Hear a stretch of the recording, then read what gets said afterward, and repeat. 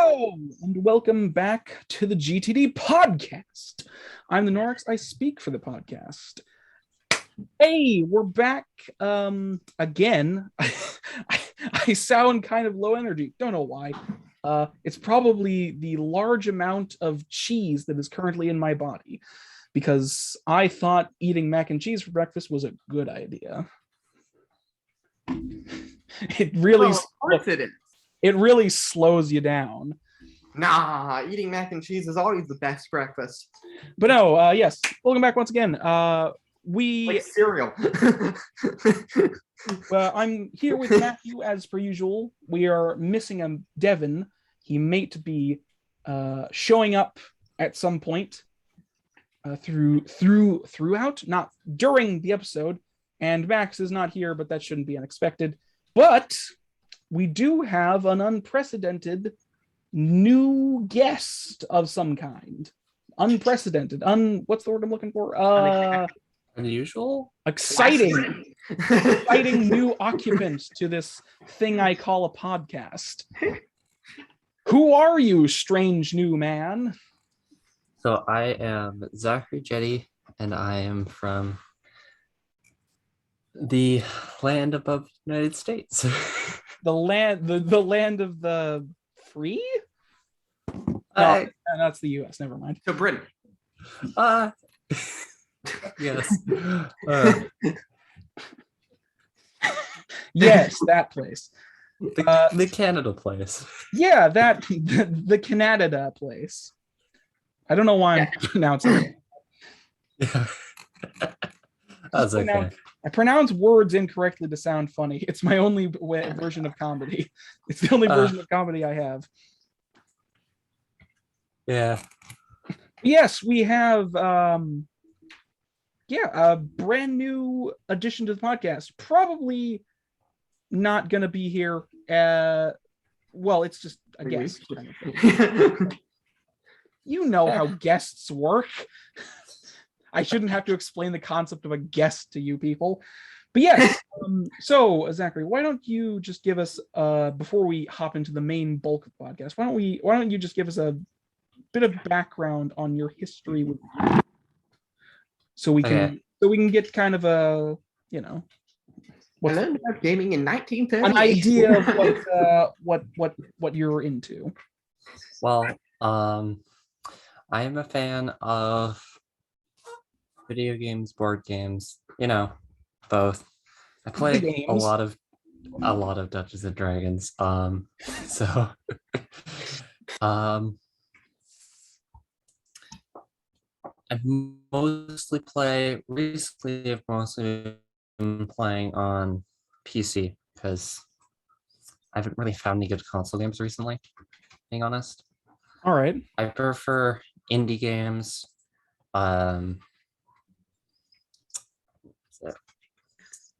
Is that things like Enter the Gungeon, Undertale. Yeah, I can get behind those two picks into specifically. What else? Dicey Dungeon. Mm-hmm. Hollow Knight's pretty good. I'm just going through my library. You're just browsing your Steam library right now, like, what games do I like? Oh, Unsatisfactory is a pretty good game. I've seen some of that. But yeah.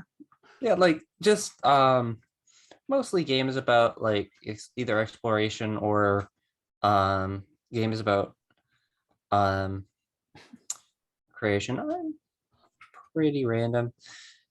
All right then. Sounds fantabuloso. But yes, and that was just mainly for the audience's sake. Yeah. You're new. They haven't seen you before. Oh, of course. But yes. Oh, I just realized I kind of just jumped into things and I didn't even do my usual intro spiel. But we have several things coming up in the show. Now that we've gotten that out of the way, we'll be talking about what we have been doing this past week, whether that be gaming related or something else. Then we'll be talking about some trailers. We have 3 trailers that we're going to be talking about. The first of which is for Clid The Snail, the second which is for Noble Fates, and the third which is for Solar Ash. All 3 games look very interesting to me, but we'll get the full opinion on that when we do. Swiftly moving onwards, and that we'll be talking about, we'll be doing host topics. You know how it goes. The host topic thing, where people bring host topics. We never have one, as is per the usual, probably. We'll see what happens. Yeah, we'll see. Then we'll be talking about the news. We have 2 bits of news that we're going to be talking about. One is about, sorry, I don't know what happened there. We have 2 bits of news we're going to be talking about, both of which are very kind of chunky and very much about what's the term? Not the law, but basically we have some stuff where we're going to talk about Take-Two and some of their what's the term? Takedown claim stuff, and a new law bill thing that will hopefully do stuff to scalpers. Why am I so bad at talking? Jesus Christ, I can't explain a goddamn thing. Anyways, after that, we'll move on to shameless self-promotion and to the end of the show. So, without further ado, let's just get into it before I explode because of my terrible talking. Matthew, what have you been up to this week? I have played Minecraft. Oh, Yeah. really? The most surprising game for me to play because I rarely play it and never ever don't. Never would have guessed. I was going with that. But Minecraft is certainly a unique gaming experience that you have never done before.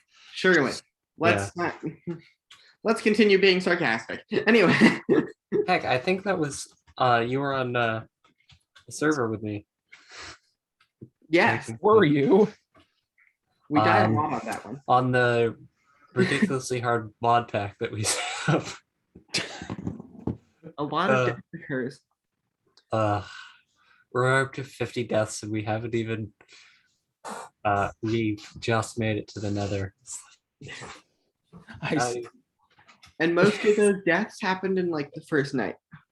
Yeah, it was pretty brutal. What are you playing? Zombies can pillar stone blocks. That doesn't answer my question. You said it was a And mod mod. pack. What Yes. what is the name of it? Zach made it. Yeah, I basically took a Ah. pile of mods and stuck them together. I'll see if I can. I really did not name it, being honest with I you. just named it Zode's mod pack. Yeah. You could name it Zodecast.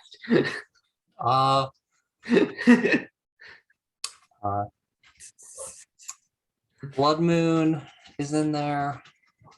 Tinker's Construct and the armor variant of that. All right. So armor construct. Great mod pack. What else is in here?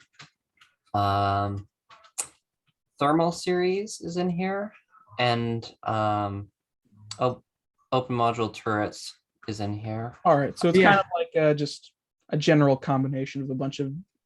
Yeah, Kind of it's different. pretty random. The main thing is there's like 7 mods in here that all make zombies and other monsters really, really hard. I see. Creepers will explode, will intentionally destroy walls beside you. What else? Zombies can break blocks and place blocks. Skeletons can't miss. They couldn't miss before. Yeah, they're even better at shooting you. Ah, so it's 1.8 skeletons. Yeah, so it's pretty brutal. Wither skeletons spawn with both a bow and a sword. And can kill you in 2 hits. What? Yeah, yeah, that was kind of brutal. And we're playing on 1.12. Yeah, that's only because this is the only way to get mods working. Yes, I've been playing a lot of 1.12 lately. compared to other Minecraft. I mean, it takes a long time for mods to update, mostly because of all the changes that have to happen. Yeah. And we got a voice chat mod to that one. We definitely need that, Terror. Yeah. So you've been playing Minecraft. What else? Matthew. I haven't been playing any other game other than like D&D. Okay. Do you want to talk about it? Is that all you've been doing this week? Pretty much. It's gaming. I see. Yeah. Yeah, just continue thinking while I ask our new occupant. Yeah, just move on because I am. Yep. Yeah. Okay. So moving on to our brand new guest, which I guess I'll just keep harping on for some reason. What have you been up to this week? Not much. Gaming wise, I've been working overtime, so yeah, that's fun. I see. I think last 2 weeks I think this is the first 2 day offs in my last 2 weeks. Yeah, so I've been pretty. Job's brutal, man. Yeah. But I recently have been playing some Fallout. Okay. And just today I got a new game called Generation Zero. It was a neat game. It's on for $8 Canadian, so I'm not sure what that is in American. $18. Isn't the conversion rate like what's the aren't Canadian dollars worth less than American dollars? Yeah. So isn't that the conversion rate? I could be wrong because it's been a while since I've looked at the conversion rate for Canadian dollars. And by long, I mean I don't know how long. Okay, so Apparently. Let's see here. Canadian to excuse us while we look at the conversion rate of money. The complete collection for Generation Zero in American is $18.23. Is $18.23. Well, I assume it was on sale. Oh yeah, that's because it's Cyber Monday. I'm just saying. Otherwise, it's like almost $50. Yeah. Regardless, it was on sale and I picked it up because it's interesting. Basically, war robots got loose on the populace. Well, that doesn't sound good. And everyone fled. I think it's Switzerland. It's in. So, it's pretty neat. I am a terrible shot at there. And is it like a first person kind of experience? First person shooter. Okay. I guess it'd be looter shooter. Okay. I'm very bad at hitting people. Terrible aim. The only way I'm winning Fallen is because I built my character to be a tank. Just use the axe. Yeah, just use the axe and give yourself lots of strength. It's fine. Yeah, I only have yeah. That's how you win Fallout, right? Yeah, that's how you win Fallout. And then you use the VAT system to just freeze combat so you can hit things with an axe. Yeah. Because that makes sense. Yeah, let's use auto aim for an axe. Exactly. It's the perfect strategy. It never fails. Yeah, I love that. It's so good. Truth be told, I use it to target enemies with my sniper and just automatically find them. I see. And then because it leaves you in a position where you can just straight up see the guy through your scope. Yeah. You just can hit him and hit VATS and then just shoot them from there. Well, yeah. Because What a Fallout was that, by the way? I was playing 4. Oh, okay. PC, I assume. Yes, PC. Again, bought it while it was on sale because I'm a bit of a cheapskate when it comes to games. That's just what you got to do, man. You don't see a sale and not buy a game. That's just bad etiquette. Yeah. I don't think that's how that works. I don't think it's bad etiquette not to buy a game. What do you mean? What do you mean? Definitely bad etiquette. In some sort. And I have really bad etiquette. I'm aware of that, Matthew. Yeah. I have basically I basically put together a wish list of all the games I wanted to buy. And I'll buy them when they go under $10. Makes sense. Yeah, so it's not like the publishers give a shit about or give a crap about you, rather. I don't know. Yeah. Honestly, like I would pay for full price, but then I would have to choose between that and buying things like parts for my computer or the fact that I keep going through headsets. Ah, the headset curse. I see you have it as well. Yeah. That's why I don't have one. Actually, I had 2 sets of headphones die this week. I see. One of them made it to a year, so that's good luck right there. the other one did not. But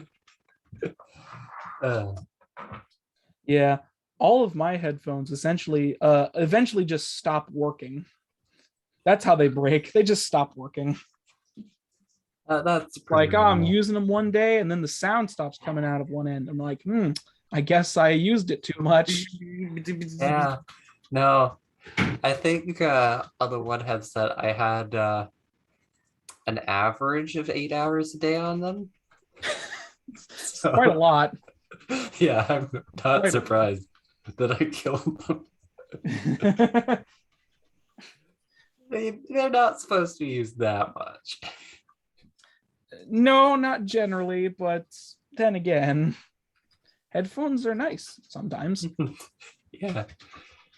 It gives you some privacy. Yeah. I'm fine with not having this curse. Yeah. I mean, you don't have to worry about it. I have these headphones. Yeah. And they've lasted a few years. Those are fine headphones, I suppose. They're amazing. But unfortunately, they were so good that they stopped producing them because they lasted too long. I see. Really durable. Right. So you, I don't know what's going on. So yeah, you've been playing. What was that game you said? You had been playing Fallout and.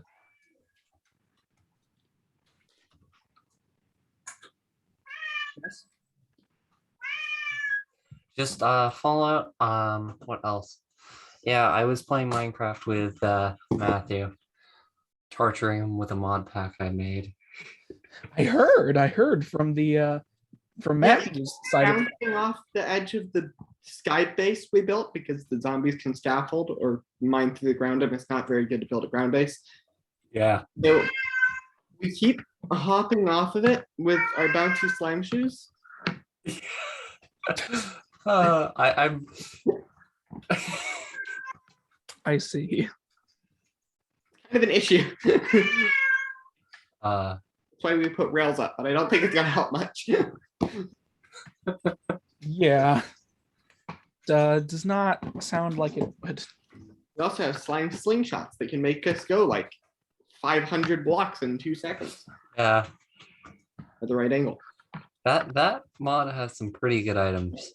Tinker's Construct, by the way, it's a decent mod. Tinker's Construct is fun. Yeah, it is. What else have I been doing? Working, apparently. Working a lot. Yeah, other than that, recently I had D&D just get completely reshuffled, which is always fun. It's always the way. It's like, hey guys, no one can beat the schedule. Let's shuffle it again. So now it's That on was Sunday, the rescheduled session. Sunday evenings. What do you mean rescheduled? We already did. I know. We have to do it again. Yay! Sunday evenings. And then we actually, my local library, I run a public it's no longer walk-in D&D game, and it's starting back up in January. It would be what? Not warp. What's the term? What would be the term if you're going there virtually? Not sure. Slide in. I don't know. Yeah, I guess. Yeah, you just have to I'm invited. Slide right in. Yeah, you can totally come in if you want to drive to Canada. It'll only take a couple days. It's fine. Yeah. Yeah. Go to Canada and get their nice health care. There are reasons to go to Canada. Yeah, there are. Like free health Like care. healthcare. Like free healthcare. Yeah. Just get in the supersonic jet and you can play D&D in like 2 minutes if you have a really, really, really fast jet. I mean, if you were to take a jet from here to Toronto, it would only take a couple hours. Supersonic. Because both of the countries are connected via land instead of sea. Yeah, but it's supersonic. Yeah. So Why would you need a supersonic jet to get there? Yeah. First of all, Make it there in a few minutes. Yeah. Oh, yeah. I need to go hang out with a friend to play D&D. Let me just go break the freaking sound barrier. you know it's illegal to fly a supersonic plane over land in the United States. That is unsurprising considering Because what it does. You will terrify every cow you go across, not to mention Break windows because you're literally Just fly like a foot above the tallest buildings. Yeah. That way you'll shatter all of the windows in the city instead of just some. Yeah, what you should do is you should get in a supersonic jet and then just fly right between the streets of New York City. Somebody here is in a Great. Nothing bad will happen. Yeah, nothing bad has ever happened with major cities in the US and planes. Ever. Yeah, nothing like a tower or two. No, nothing. Nothing has ever bad happened. Nothing has ever bad happened. Yeah, that.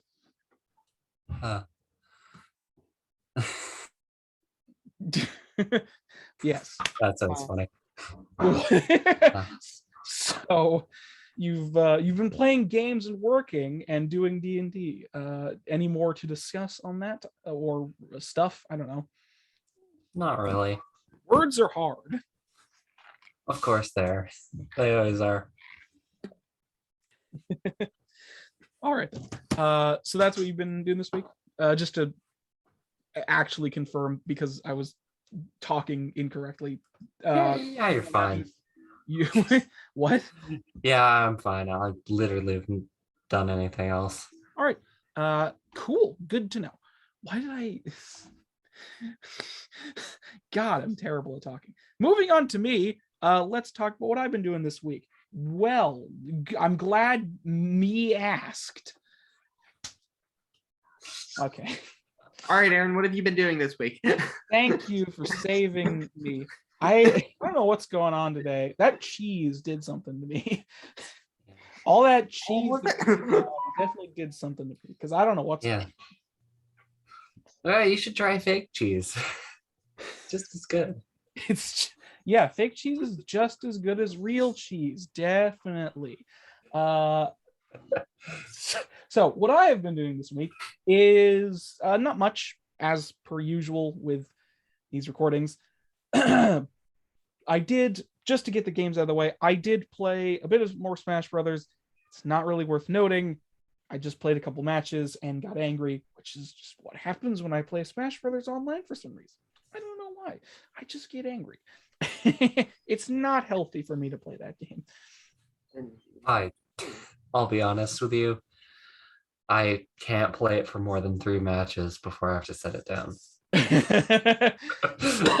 And my brother's like, Fred is like, oh, you're being a force for it. And my brother leads over. He does that every time I play with him, even on a winning streak. I see. Because it's like, yeah, I just can't. I can't continue this. It's not me. It's definitely you. Yeah. I can understand that. It's just like,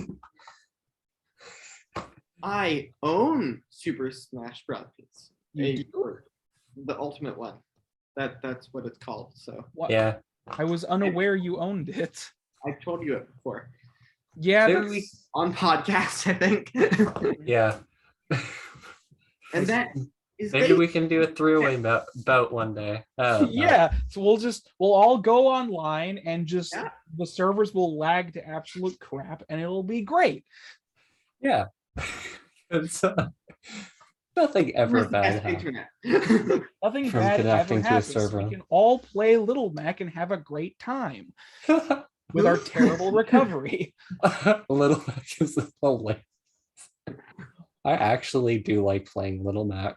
I love playing Little Mac, but he's absolutely atrocious to play when other people are fighting you. Yes, that's true. Here's the question: do you have to play through the entire storyline in order to do multiplayer? No, why wouldn't no. you? That doesn't I don't make know. sense. Wow. Adventure is just a side thing. You can unlock everything in the game by just playing the freaking thing. Yeah. Right. Yeah. How much Smash Bros. Have you played, Matthew? A long time ago at a friend's house. Oh, so we're reliving history, are we? I played a bit of Smash Brothers. One of the ones. I don't know which one, but an older one. Okay, Brawl. The only reason I know that is because I also Yeah. And then I played a little bit of Ultimate and got very confused. Yeah. Because I don't know how the game functions. I've played Brawl. In Brawl, I played almost exclusively Samus. Oh, really? Yeah. And I've been playing Ultimate for a while now. My brother is a little bit competitive. Just a little bit. just a little bit. He's how just a little bit? Is he competitive in the sense that he picks Samus and then runs back and forth across the stage dropping bombs? Kind of competitive. What? No, he he has 3-stocked me and I've done 0 damage to him competitive. Oh, I see. Yeah. I think his favorite is Roy. That doesn't surprise me. Okay, so I understand what kind of competitive he is now. He's sweaty as all hell. Yeah. I understand. Yeah. Okay, all I heard, just like the kind of competitive. blurb, Smash Brothers Ultimate blurb, Shush! character. Shush! Shush, Matthew. This is not your conversation. It's fine. I just wanted to put that in. Just what I was going to say. Yeah. I mean, I think I've talked about this before, but I've played I guess no, actually. Except I have played all of the Smash Brothers. Actually. I just realized I actually have played all of them somewhat. Yeah. I'll be honest, I've only played, I guess I've played 3 of them. Melee, Melee, the one on the Wii U, and Ultimate. Yeah, that was Smash 4 because it was Super Smash Brothers, Wii U, and 3DS. So people just called it Smash 4. Yeah. Yeah, I I don't played a care. lot of. Continue. Yeah. What did you say? No, you can keep going. I have nothing. Did you have nothing? Yeah. Oh, that's fine. Yeah, I played a lot of Brawl and got very good at playing basically all of the characters, because what I would do is I would just hit random and fight whoever. I would just, play whatever character I got. So That's the best way to play. Come on. It is, though. You get good at all the characters individually and you have a fun time. Yeah. I'll be honest with you. Olimar sucks. I like Olimar, but he definitely is kind of weak in comparison to other characters. Honestly, I love the game he's from. He's just like, oh my god. Pikmin's great. Pikmin's amazing. I haven't played Pikmin 1, but I've played I've not played 1 and 2, but I've played 3 and 4. So okay. Wait, there's a fourth one? oh, sorry. Never mind. I'm getting confused. You just No, I've played 2 imagined and, another 3. Pikmin game. Yeah. What all I'd Pikmin love fans to do, see- to be fair. Hmm? To be fair, it is what all Pikmin fans do. They just imagine more Pikmin games because they want more of them. Oh, Pikmin is so good. I love Pikmin. I haven't. Matthew, have you ever played Pikmin? No, I can guarantee I've heard of that is incorrect. I've heard of it more accurately. And I haven't. Now we're just talking about games we like, which is fine. I watch a YouTuber sometimes who actually does really want Pikmin 4 and knows about it. Okay, good for you. But yeah, I haven't personally played Pikmin 3 because it came out on the Wii originally. I never got, or sorry, a Wii U originally. I never ended up having a Wii U, and now it's on the Switch. But that costs a lot of money, and I don't have that right now. Yeah. So, I played it on the Wii U, and it was actually the best game on the Wii U. Being honest with you. It probably was one of the better ones. I guess the only other one was Splatoon. That was good. I think as long as you didn't ever pick up a sniper rifle. Yeah. I honestly, I think the Wii U had like a pretty decent library overall, especially when it came to first party titles. But man, did that thing just fail. It was named badly. It was named terribly, which is what I've talked about this on the podcast before. It was one of the contributing factors to its failure because people didn't know what it was. They marketed it terribly, and there was just like no third-party support for it at all. No, I only saw like 2 games that were supported third party on there that were actually good. Bayonetta 2 got exclusively onto there. I again never played Bayonetta. It's a character action game made by Platinum. Yeah, all I know, I know a little bit about her, and the fact that she's one of my least favorite characters to play in Smash. Oh yeah, I forgot she was in Smash Brothers. I don't know why I forgot. It's probably because there are only like 80 characters in that game. Yeah. The fact that Steve's in there is hilarious as well. Minecraft Steve. Yeah. Anyways, we've gotten slightly off track because we just started talking about things we enjoy, which is fine.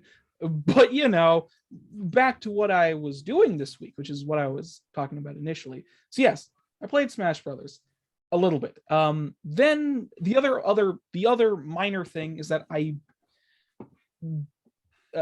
if Devin was here, which he is not, he would have brought this up anyways. But he played a bit of my God, the moment I have to be professional, I just fail at talking for some reason.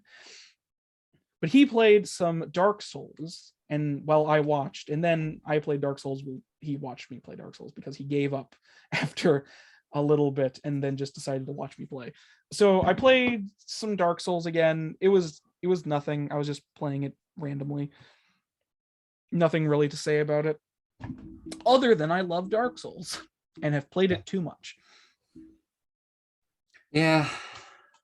Another game that's just as hard as Dark Souls is called Darkest Dungeon, and I was playing that a while ago, and I think I lost.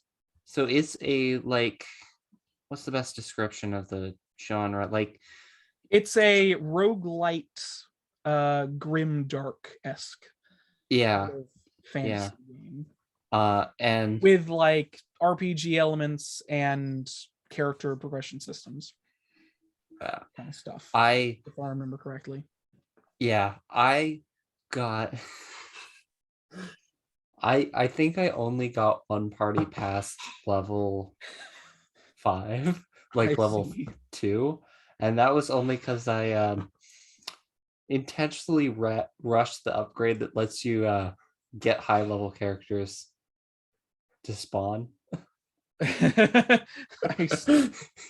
It's like, let's just go for it. I'll be fine. Yeah. It honestly, I've lost like 30 parties of current characters. Like, oh god. Yeah, just Darkest Dungeon's brutal. It is. It really is. I do really like that game though. I just don't have a lot of time to go for it because I don't have a working computer right now. Yeah. I have this laptop, but I can't do much on it. What happened to your old computer? Oh, it's a story and a half. Basically one day it decided to crash and blue screen, and then it decided to try and fix itself because something was wrong with the hard drive itself. So I had to get a new hard drive, and then I got a new hard drive, and I lost everything on my old hard drive because I can't access the information on it. But that's a minor thing in this leading up story, which is the fact that something, I don't know what's really wrong with my computer. I think the fan isn't working properly and it's overheating constantly. But I can't confirm that to be the case because I can't get a new fan to see if that's the problem. I've already tried a couple times, got the wrong thing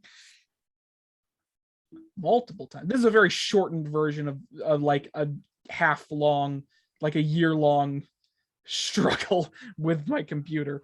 Yeah, I know.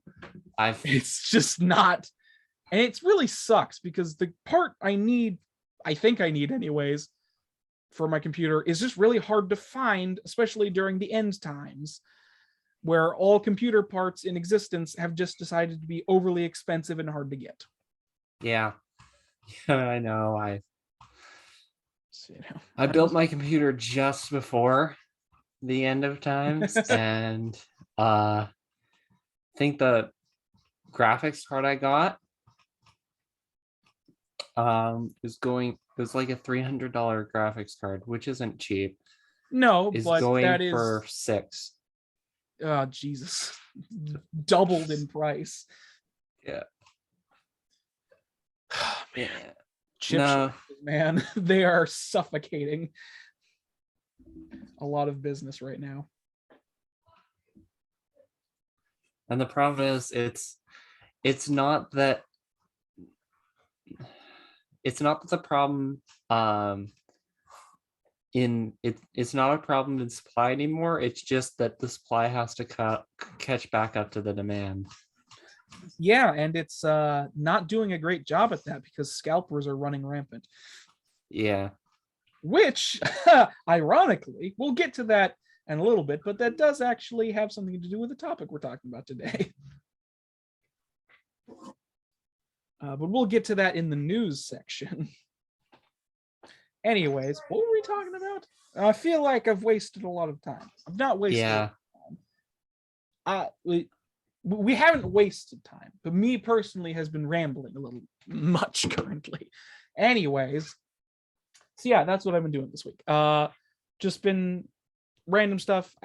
I've explained multiple times that I just do not have a lot of time to just play games because I have to watch cats and some other stuff. So, I've explained it multiple times. I don't need to keep explaining it. I don't know why I do. It's a problem. Anyways, unless anybody else has something to say or talk about, we'll just move on to trailers. Looks like Matthew's being attacked by a cat over there. He was. For our audio listeners, that is something that did happen. God, Yeah. Why am I being so awkward today? This is ridiculous. I'll be honest with you. I have a dog, so I don't know the pain and suffering of cats, but I do know the pain and suffering of having to take a giant dog for walks every Cats are day. amazing. Cats are less intensive than dogs, but they're a lot stupider. Yeah. In the sense that they will get into things they're not supposed to. Yeah. What do you Especially mean? if they're small.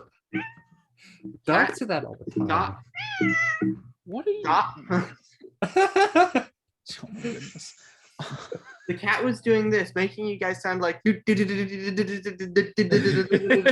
can imagine that's what. Down a key. Anyways. If you want to snuggle. I like it.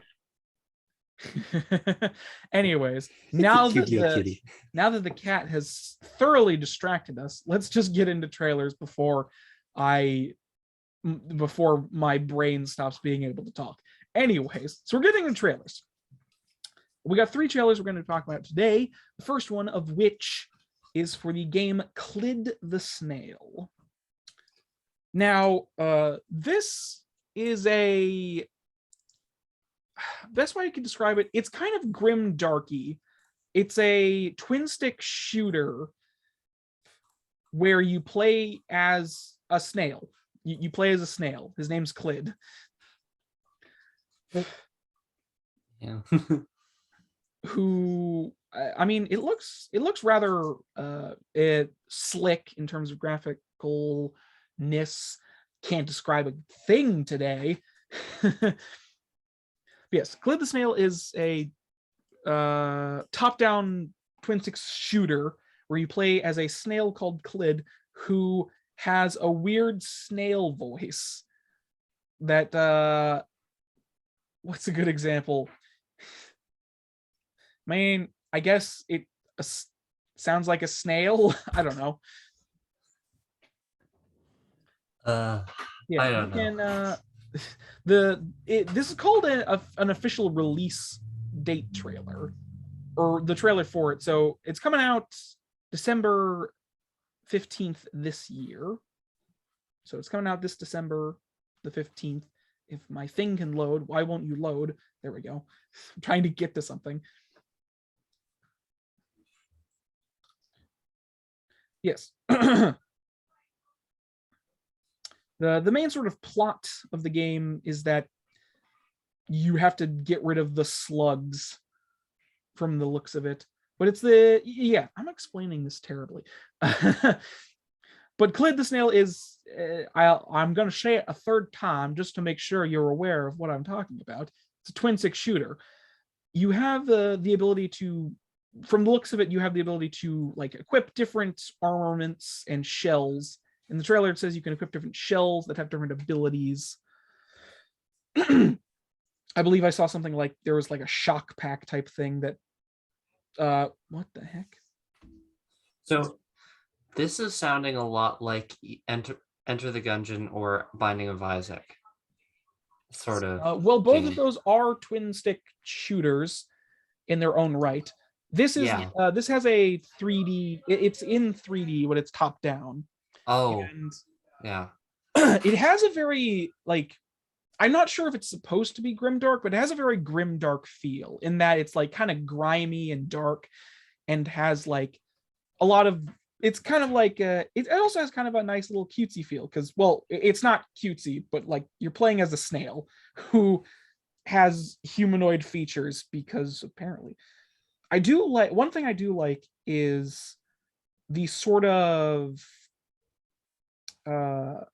design of the environment. So it kind of has this like big objects being used by small creatures vibe to it. Like there's a table that's made out of a CD, for instance, a CD in like a CD container. Oh yeah. Oh my goodness. Why? Like Pikmin. What? Well, yes, I suppose it is indeed kind of like Pikmin in that aspect. Or what else? There's a couple other games. It's very heavily action oriented. There's a lot of cool looking cinematics and other things. I watched these trailers before we got on here, and for some reason I just can't remember what happened in them. Mm-hmm. But yeah, like there's a lot of different weapons and stuff you can equip as well. I'm not even describing, I'm just doing a sales pitch at this point. It looks good. It looks really fun and cool. I'm interested in it, to say the least. I kind of like the I like the sort of style it has. Yeah.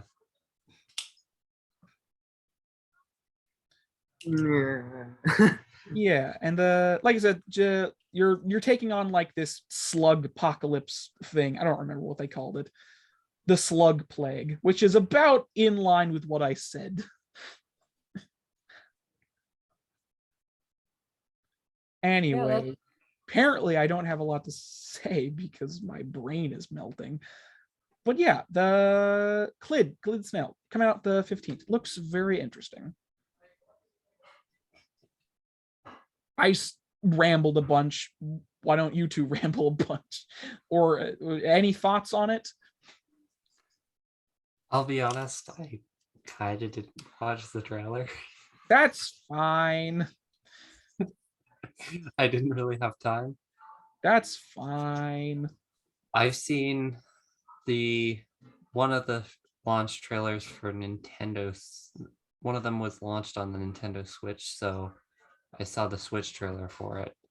I see. Oh yeah, I didn't say what this was being launched on. It's coming out on PC. And your other places, but main one is PC.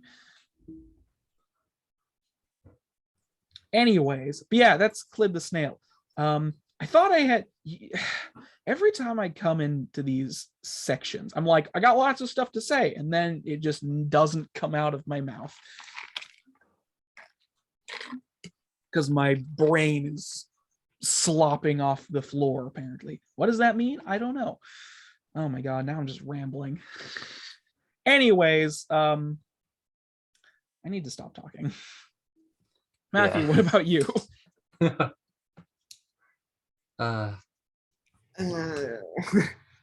Snail. Do you not like snails? Out of special. I'm gonna be perfectly honest. It was that or a horror game trailer, and I thought you would watch this one more than a horror game. Hey, you're right. Yeah, no. I probably watched the trailer anyway, just because I'm watching the trailers. But Well, yeah.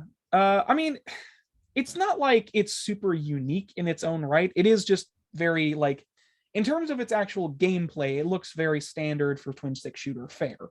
Like, you know, you have your different weapon variety, and there's a lot of. It is actually, I will say, it is very Horde. Like, what's the name of that game?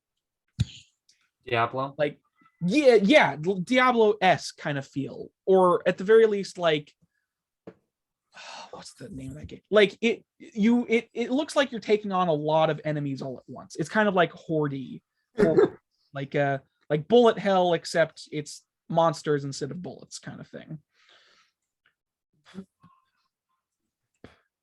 oh, It kind of has that like one-man army feel to it, where you're taking on a bunch of enemies all at once. Yeah, I know. Is what I was trying to say.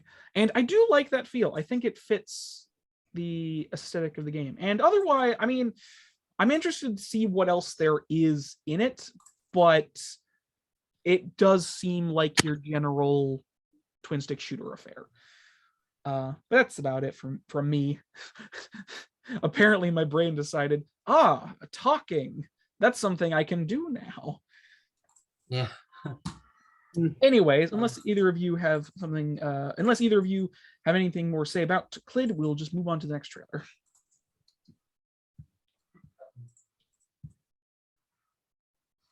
Nope, cool.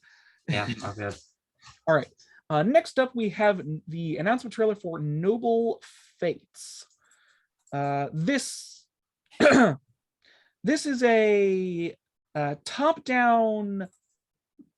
What is the term? I want to say like strategic RPG because I can't remember the actual genre of this type of game, but it's in line with like what is that game called? Like it's like you build from a top-down perspective, you're like settlements and stuff, and you have people that you're controlling from a top-down perspective. Kind of like StarCraft or kind of StarCrafty. It's like a, it's kind of I want to call it a tactical RPG, even though I know that's not what it's called. It'd probably be an RTS. It is. I suppose RTS is a good. It is. Yes, real-time strategy is probably the best description of it. Anyways, Noble Fates. It's that thing. Thank you for saying those words that my brain couldn't figure out for some reason. But my goodness, why do I need so much water today? Probably the cheese. Okay. But yes, it's like an RTS type game where you in a medieval setting, with fantasy medieval setting, where you're building up this kingdom for yourself. One of the notable aspects more notable aspects about this is the fact that you can go into a over-the-shoulder third-person camera and control and play the game that way as like an actual person. So it switches between a top-down like RTS kind of deal, and then over-the-shoulder action with a third-person camera perspective on a person on the ground. And I think that's very interesting. I've not seen something like that before. I'm sure it has existed, but it's certainly a new one for me. Not seeing something like that. One of the other, I will say, like, as far as RTSs or just these kinds of games are concerned, it's not by the numbers per se, but it falls in line, much with like our last game, it very much falls in line with the genre staples. So it's like, you gather resources to build your town, you make things so your people can survive, stuff like that. You take on other armies and stuff. So it's very much in line with other games of this type. The two major aspects that separate it from other games of this type, though, are firstly the over-the-shoulder camera, so you can play as somebody on the ground, and the dialogue and action system is what I'm going to call it. Basically, you can make decisions that will have lasting effects on the world. And it uses an example of like you kicking somebody out of your colony and him coming back and taking you on as his own individual because you kicked him out, kind of stuff. So it appears to have some kind of, lasting impressions. What's the word? Like lasting consequences system. Sure. Yeah. Why can't I need? There's a word for this. I just can't remember what it's called. Yeah, like what is it? Yeah, I don't know. Roguelike elements. It has what? roguelike elements, maybe? I don't know. No. But yes, like your actions have lasting consequences in as far as like dialogue driven gameplay is concerned. Like there are scenes where you can talk to other people and make decisions, and those decisions will have consequences because sometimes you piss off the wrong person and they come attack you, kind of stuff.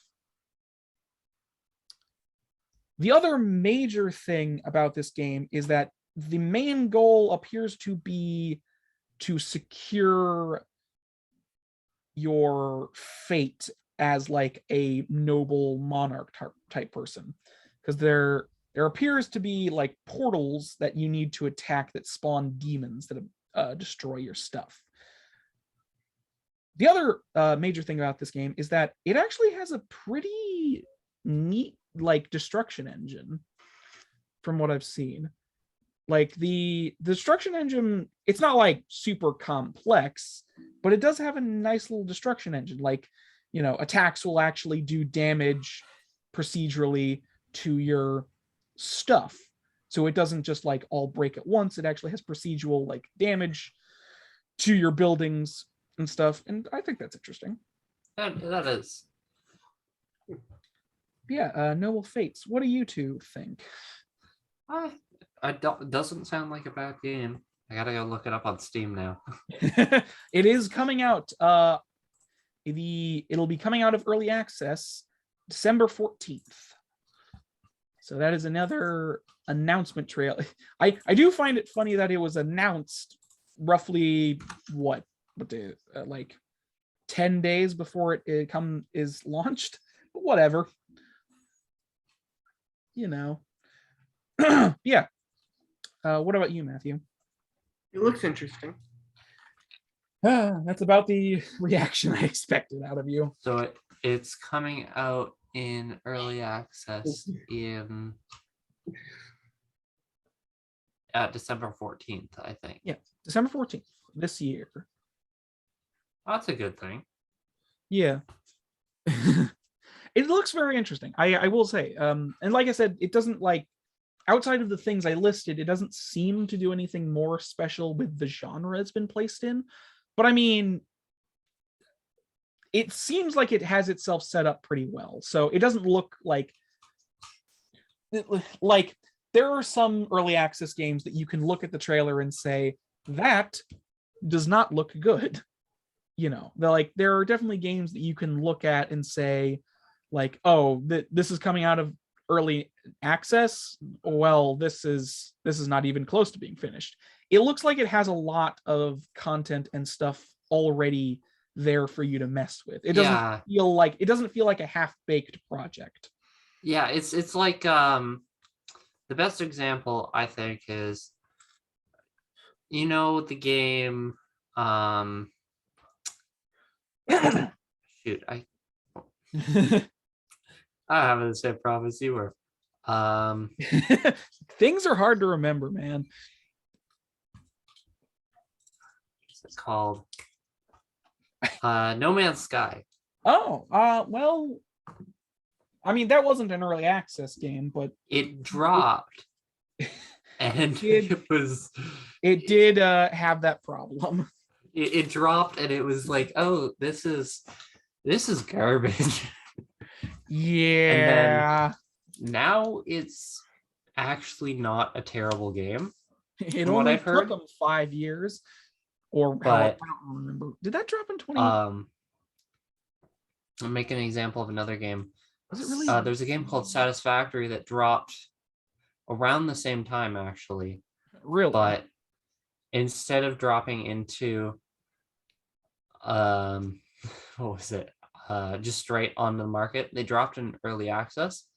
Mm-hmm. And it is doing its community is huge, just because even though it was just when they first dropped it was just as developed as No Man's Sky. Mm-hmm. But only because they had the thing where they said it's early access, no one went, okay, this is garbage. Well, yeah, No Man's Sky was $60 when it released. Yeah. Actually, Satisfactory, I think, is somewhere in the 60 to 80 range in early access right now. I mean, I've seen quite a bit of Satisfactory. I mean, it does live up to its name. I will say that. It's so much fun. You do build satisfying factories. Yeah. Recently, I think it was last week, they dropped the update 5. Oh, yeah. It was update 5 came out, is it November 23rd? So just over a month ago. Yeah. Well, 2 weeks ago. Yeah. I was like, month ago. It's like, no, that's not right. That's not right at all. But we're recording this in January. Wow. Yeah, that would be. No, it would be Christmas. It would be Christmas. Yes, I can do math. Anyways, yeah. Like I was saying, like it really doesn't feel like Noble Fates, as far as like a early access game goes, it doesn't feel or look like it is like so far back in development that it's like there are definitely some early access games that use the early access as a buffer for criticism, because people, it's like, oh, it's an early access, so we have to expect these kinds of things, even though that isn't how that should work. So, but Noble Fates does not feel like that is the case for it. Yeah, no, there's like a lot of good in the same genre as Satisfactory, because there's another one that launched this year or last year, I'm not sure. It's called Dyson Sphere Program. Mm-hmm. And they dropped in early access, and it's not that the game was unplayable, it was that they were not done programming it. Or even look at Minecraft. Minecraft dropped in early access. Yeah, it had. I will say Minecraft definitely existed before the concept of early access became more widespread. It has been in a constant state of updating and alphas and betas and stuff like that for a long time.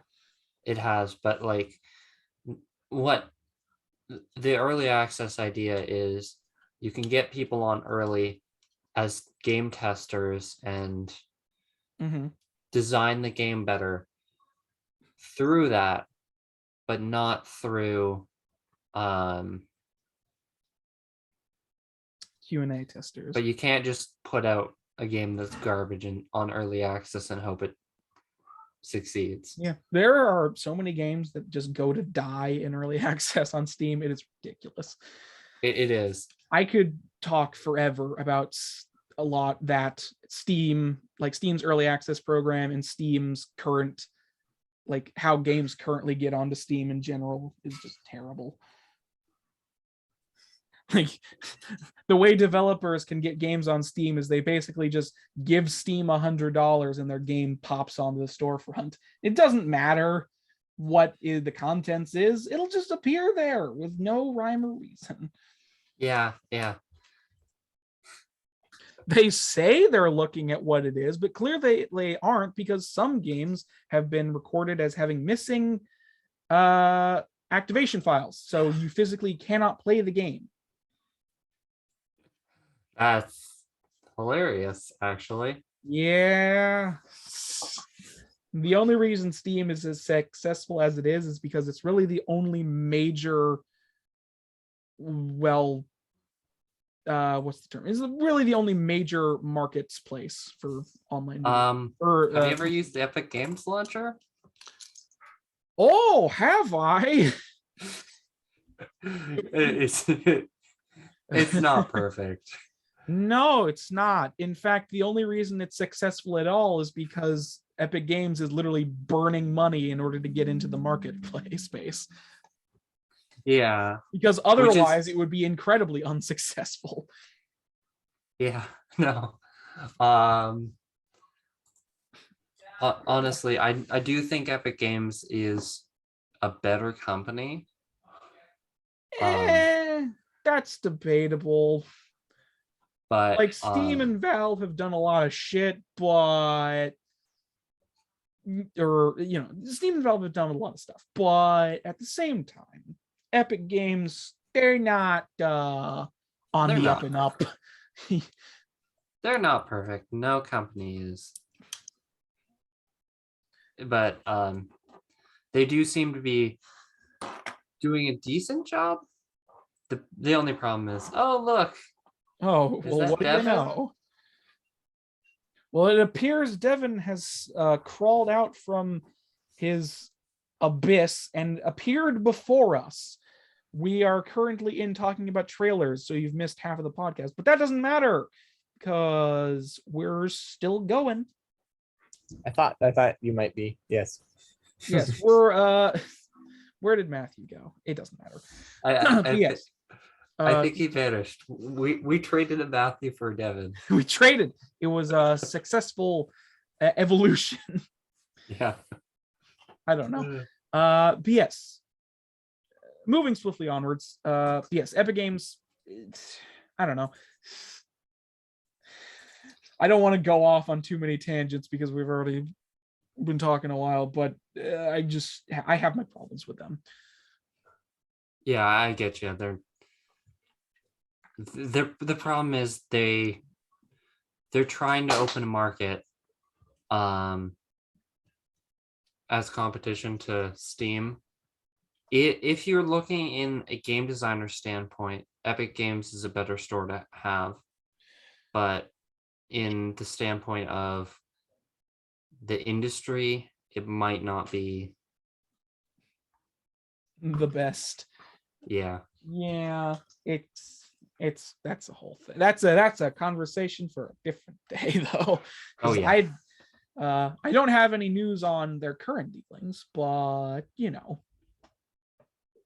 anyways, so moving on to the final trailer we have for today, which is for Solar Ash. Oh yeah, did I say enough about Noble Fates? It looks interesting. It looks interesting. I might end up playing it if I get around to it.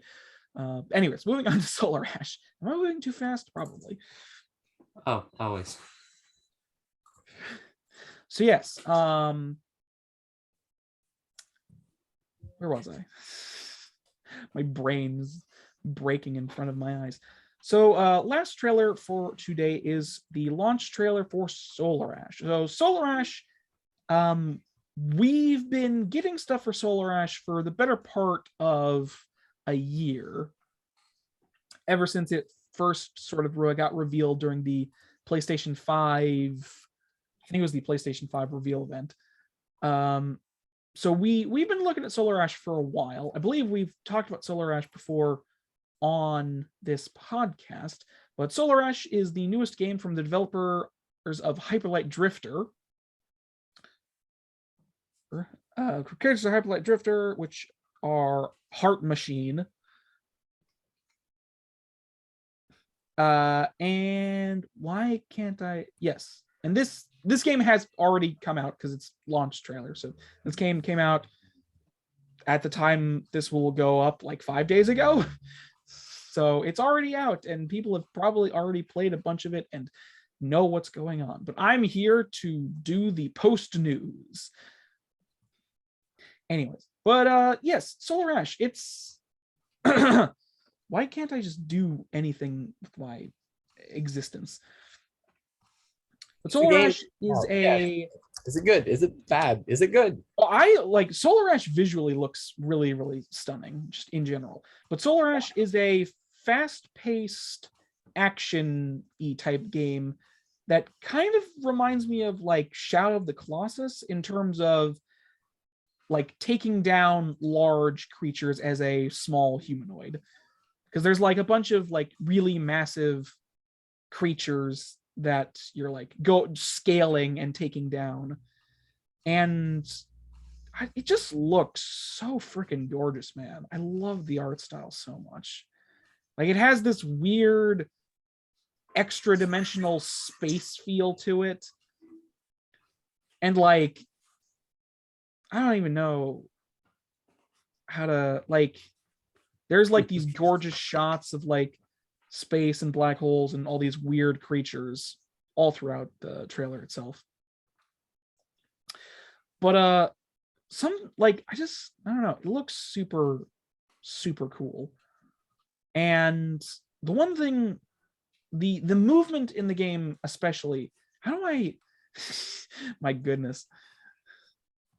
Yes, Solar Ash. It looks very, very fun and interesting. Which is what I don't really. You don't have. I'm not sure. I think I saw a trailer for it, but is it a PlayStation exclusive? Currently, it is coming out on PlayStation 5, 4, and the Epic Games Store, or came out rather. Hey, we were just talking about that. We were just talking about that, and there you go. Solar Ash is on the Epic Games Store. Yeah. But I thought I saw a game similar to that on the Switch, but might have been a completely different game. You might have been talking about Hyper Light Drifter, which is the game that precedes this, not in like story, but it's the game that the development studio made before this. Or I mean, there's a lot of games that kind of have this aesthetic, but this one especially looks like it's very clear they have like a decent budget for what they're doing. Yeah, I get you. Yeah, it's just like this fast-paced action game kind of thing. That's like broad strokes in terms of what you're doing. But something I do want to point out is that the movement of the game especially just looks very fluid and like it just looks fun to play. Like I don't know how else to put it, but like the movement of the game just looks very satisfying and fun. You can like zip around the place on like hook points. Like you can like pull yourself forward to like specific points, like grapple points, kind of, to use that word. But the actual movement of your character is kind of like you're constantly on hover boots or hover skates. So it's like you're constantly skating around the place. I don't know. It looks very satisfying to play. And honestly, I'm fairly certain Solar Ash has been pretty high profile up until this point. But there's also this very cool monologue that happens throughout the trailer itself, which is presumably being spoken by this giant white figure that appears to be the main antagonist of the game, that you encounter by flying into a black hole, which is fun. Yeah, anything to add or say or do? Gosh darn it. So Matthew, let's start with you and then we'll move clockwise. No, counterclockwise. Fine. What about you, Devin? I know you just got here, but I don't have much to say. all right then. That's fine. But he's here, everybody. Hooray. What about you, Zach? Ari? Yeah, no, I haven't seen much of that game. I literally don't own a PlayStation, so I'm probably never gonna pick it up. But here's my question. How do you get a PlayStation 5? Wishful thinking. Yeah, because one of the stores I was working for got 5 in, and within 2 minutes they were gone. Makes sense. Of the door opening, and we didn't even advertise them. I'm sure they were advertised online. Oh, definitely, probably. The stock was probably put in. It's like, oh, the stock has been put in. Well, I'm just going to activate my scalping bot and just get those right out of your hair. Yeah. So. God. Yeah, and then we had like 8 switches come in, and within 5, they were gone. So I do have a quick question. What? Have the prices on any of these products increased? Or are they still the same price they were 2 years ago? which products are we talking about? I don't actually know when the PS5 came out. PS5 came out, I think it fully launched like a year ago now. Yeah. Okay, never mind. The Switch came out in 2017 or 2018. 2018. Was it? Okay. Yeah. I know the price for the Switch was three. Oh wait, you're in the United States. I have to do the conversion. €3. Yeah, three. Let's just use an entirely different money system that neither of us have. No, you use euros in Canada, right? Canada's part of Europe.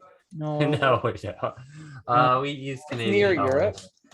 It was $3.97 Canadian, which is about $309 United States. That sounds about right. For a Nintendo Switch. So Yeah. And the price didn't change much. So the manufacturers haven't increased the price, but demand is still high. yeah. Well, that's the thing. The supply Why chain is choked? trying to catch up to they're because of the chip shortages and all of the other stuff that the quarantine has caused. They're trying to now catch up to their supply for the demand, but they can't wholeheartedly do that super hard because of the scalping problem, which even if they get Wait, no, they can meet the demand though. That's the thing. If they meet the demand, they meet the scalping. They hit the scalping thing. They sell to the scalpers. So if they increase the price, then the scalpers would get driven out of the market. But then the no, price they won't. If they increase the price to the same price that the scalpers sell their products for, the scalpers would stop buying them. That's a bad idea. Do you know how much think. those go by sometimes? I Like don't know. thousands of dollars. Okay. For Maybe the scalpers are, I don't even know. I saw someone talking about what's going on with this, and it's basically the scalpers are like convenience stores. They are not. They are. They are not they are not convenience stores. They figure out how to buy the product before anyone else. They're not inside of the system though. They're just entrepreneurs, which is a very, very generous way of describing them. Yeah. Okay. So they should be banned. Scalping should be illegal. Buying and then It selling. really, I mean, it products should be be illegal because merchants should be illegal. They're Those basically are being anyways. merchants. Shut up. They are We'll talk literally being merchants. The merchant have- class. Ugh, Shush. stupid merchants making goods available everywhere. We have a They piece should of be news banned. regarding this. We'll get to it when we get to it. Anyways, Solar Ash is coming out or came out on PS5, PS4, and the Epic Game Store, and you can go have a look at it. And somehow we spent the least amount of time on Solar Ash out of all of the games we've talked about, and that's it for trailers because nobody else has something to talk about.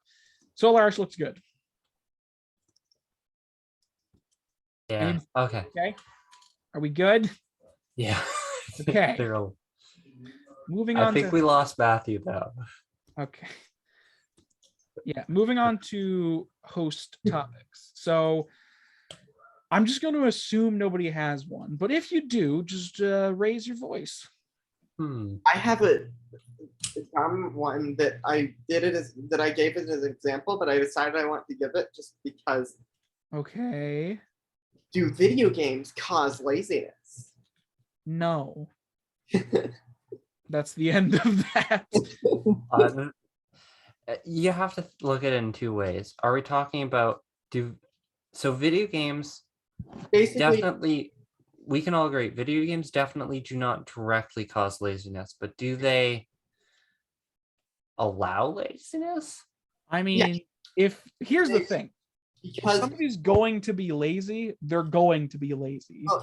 Yeah. You can do video games give you an excuse, but if somebody is a procrastinator and a lazy person, they're just going to be that way unless they have a different reason to not be that way. Yeah. Video games are just another version of I'll just sit and watch TV instead of do that, or I'll just sit and play video games or watch YouTube or eat snacks and lay on the couch instead of doing. I disagree. Why would you I disagree? disagree. I think humans tend to do whatever is fastest, or whatever is easiest. And I think video games do cause laziness in the sense that if you are working on a project and you have the option to play a video game, the fact that you have the option to play that video game is going to make you far less likely to work on that project. I mean, if you have a weak will. No. Though that's the point. It's not going to cause you to get distracted. It's going to give you a higher chance of getting distracted. It's going to be say that about anything though.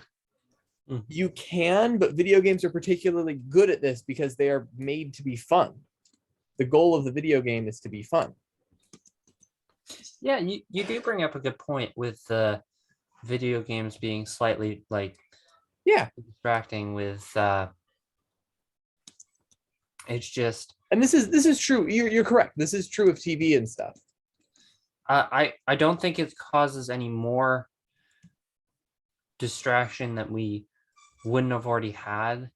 If you really want to do something, I mean, you put the time aside. But I get it. I've been in a place where I go, I need to get something done. I'm like, okay, I'm just gonna go play a game because I want to. Like for now, right now, for instance, I really want to be getting my book working on, but I also would much rather just not do that. And video games is way easier than working on book. Yeah, I get you. That takes changing my focus. And so I haven't even started thinking about working on the book. It's just I've just defaulted to play Minecraft a bit, and then a little bit, and then maybe a little bit more Minecraft. Okay, maybe a little bit more Minecraft. Okay, maybe a little bit more Minecraft. Just one more game. That's your mindset? Just one more game? Literally the epitome, just one more game. I mean, yes, I will agree with that, but also like most of the problems in human history are self-imposed anyways. Oh yeah. Sure. And it's not like all of these problems that we had, like this entire argument is entirely human fault. It is entirely self-imposed by humans. Like, yes, humans don't work on something because they don't feel motivated to do it, so they choose to do something else because their brains are monkeys. Yeah. The brains are monkeys. We literally just have monkeys in our brain. Exactly. Yeah, the monkeys are just dancing. One of the monkeys. It's like how some people on their way to work just go to Tim's instead of going and making themselves a coffee. It's easier. Yeah. I mean, if you that's have the ability to get coffee for convenience, that's why that's why convenience stores exist. Like things at convenience stores cost more money, but it's convenient. I mean, yeah. I mean, there is nothing convenient about a convenience. Well, no, they're nearby. They exist. They're a convenience, but here, no. Well, maybe you don't live near one. But like, yeah, I've lived. Ow. Like, okay, when I say convenience store, I don't mean like a small mom and pop shops or something else. I'm talking like 7-Elevens. That is a convenience store. That is what they are called. I thought 7-Eleven was a hotel. I am 7-Eleven is a first of all, and they have stores attached to them because it's for convenience. They're called convenience stores because of that. 7-Eleven here, it's called a convenience store, but there's nothing entirely convenient about it. There's nothing in there that you would actually want to eat or consume or take part in because it's all awful and processed. In Japan, that is the exact opposite of the case. Oh yeah. So you might even say they're inconvenience stores. They are inconvenience stores. Because that's the thing, right? You have to understand that there are some people who find them convenient because they wouldn't exist, but people I can understand without the stores, or the stores wouldn't exist without the people. They all are attached to gas stations. Yeah, that's true. People need gas. Don't question. Anyway, yeah, but like, what was I gonna say? But why would you have a store there if it doesn't make you money? I mean, I don't know, but think like, here's the thing. I have the same thoughts on advertisements where I'm like, oh, why would you advertise when it doesn't actually work? And it's because I am not a person who will ever like use ads. I might find them funny, but I'm never really going to buy something through an ad. Never seen Like, it. I think there was one thing I got because of an ad, and it was a free thing, which I then here's the deleted thing. because The it was reason useless. convenience reigns supreme in our modern society is because there's no time for anything else. Yeah. People strive for convenience because there's no time to put in the work to do anything else.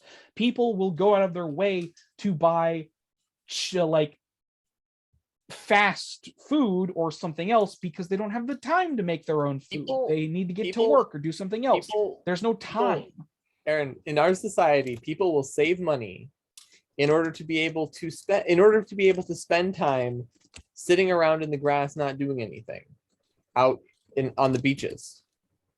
They'll work really hard and they'll save a ton of money just so that they can sit around at a beach and not do anything, which they could do you could just do that. You could just sit and relax anywhere. I mean, that is also part of culture. It's called vacation. It's where you go somewhere exotic, also known as Florida. Vacation anywhere. That's the only exotic place Americans know how to go. Yeah. You could come to Canada. Oh, it's super exotic. Let's all freeze. Let's go to Canada for. Wait, no, I forgot. Canada's in Europe, according to me. What? Let's all be. Yeah, Canada. By the way, Europe. do you guys have Tim Hortons down there? What? Do you guys have Tim Hortons down there? Nope, that is a Canadian only thing, as far as I'm aware. There might be some close to the border, but I've never seen one. Yeah, where I live, anyways. Yeah, there's one every. I'm gonna say like about every 10 meters in Canada. Seems like an exaggeration, but who am I to say? Probably close to 100, but still, there is a lot of them. Yeah, Tim Hortons is your big chain store restaurant that's like coffee and donuts and burgers. It's like, what is it? It's like a variety kind of thing. Generally speaking, it's mostly coffee and donuts. Yeah, but you can get like breakfast foods or items. Yeah, you can. I've heard notoriously that they're bad, but I mean, I wouldn't know. I physically can't know. Can't know. Yeah. I mean, like that's the thing, because moving backwards slightly, that is the thing with convenience. Like, and also to your point, Devin, like, yes, I get that technically they could do that anywhere, but that isn't really the point. Yeah, they technically can't. Like, well, you can relax anywhere, Aaron. It's like you can be happy anywhere. Yeah, but generally, the trick to being the reason people go away from their homes to get away and relax is because a lot of people find it hard to relax at their own homes because they get distracted by because they work really hard because they need to pay for the giant vacation that they use to avoid the stress because they work too hard. Yes, it's a fucking problem. Loop, isn't it? Yeah. No, it's super intelligent, guys. Super intelligent.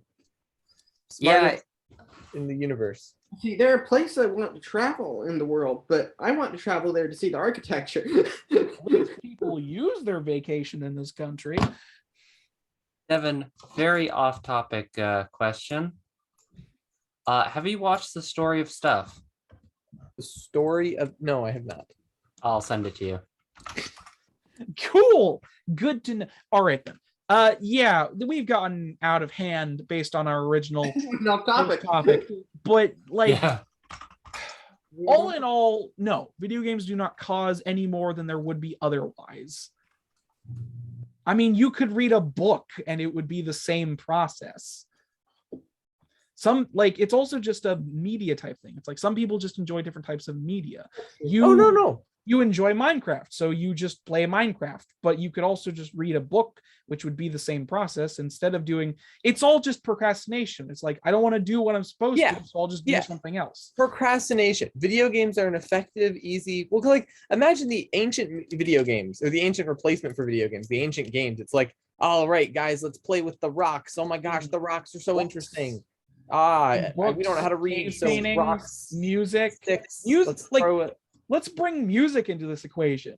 People waste hours just listening to music and nothing else. That is true. That's weird because music's boring. If I'm not keeping my mind active while I'm listening to music, I get bored of the song really quickly. There are people that just sit in their houses listening to music and doing nothing else. Like, you can procrastinate doing literally anything. Do any of you live in an area that has weed legalized?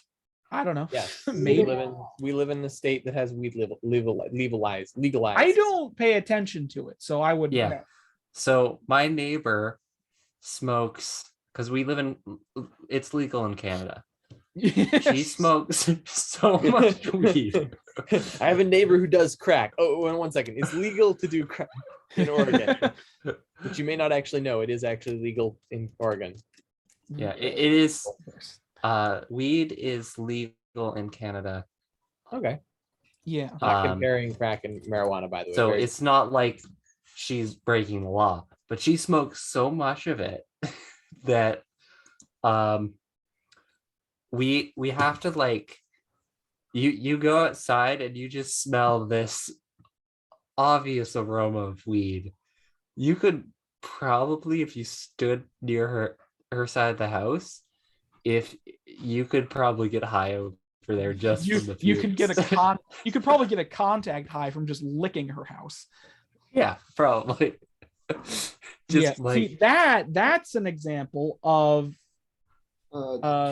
something that's an example of something consuming your life, which is not a good example. No. Anyways, but yes, all in all, good host topic, I guess, Matthew, because it sent us on a massive ramble. But yes, all in all, I would say that it does not inherently cause laziness or procrastination. It is just an effective tool for people who enjoy video games, even though you can use literally anything you want to not do what you're supposed to do. Like what? YouTube. Yeah, that is true. I do watch too much YouTube. I would personally say YouTube is probably more addicting than most video games. Yeah. Because it has an algorithm designed to be addicting versus video games, which are designed by us poor humans who can't do that. Yeah. Anyways, yes. I'll just say that that's in conclusion. And any other host topics before we just move on? Have you ever, like, I'm gonna bring up a topic of like game. Have you ever experienced a game where it just feels so balanced and so that, or have you ever played a game where it just feels like absolutely terrible and you don't know why? Yes, Pokemon. Also Pokemon. Continue.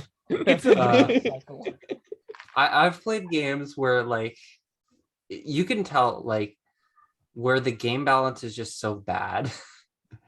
I've also played, there's this one game I've played, it's actually fun, but the way the game is balanced is literally,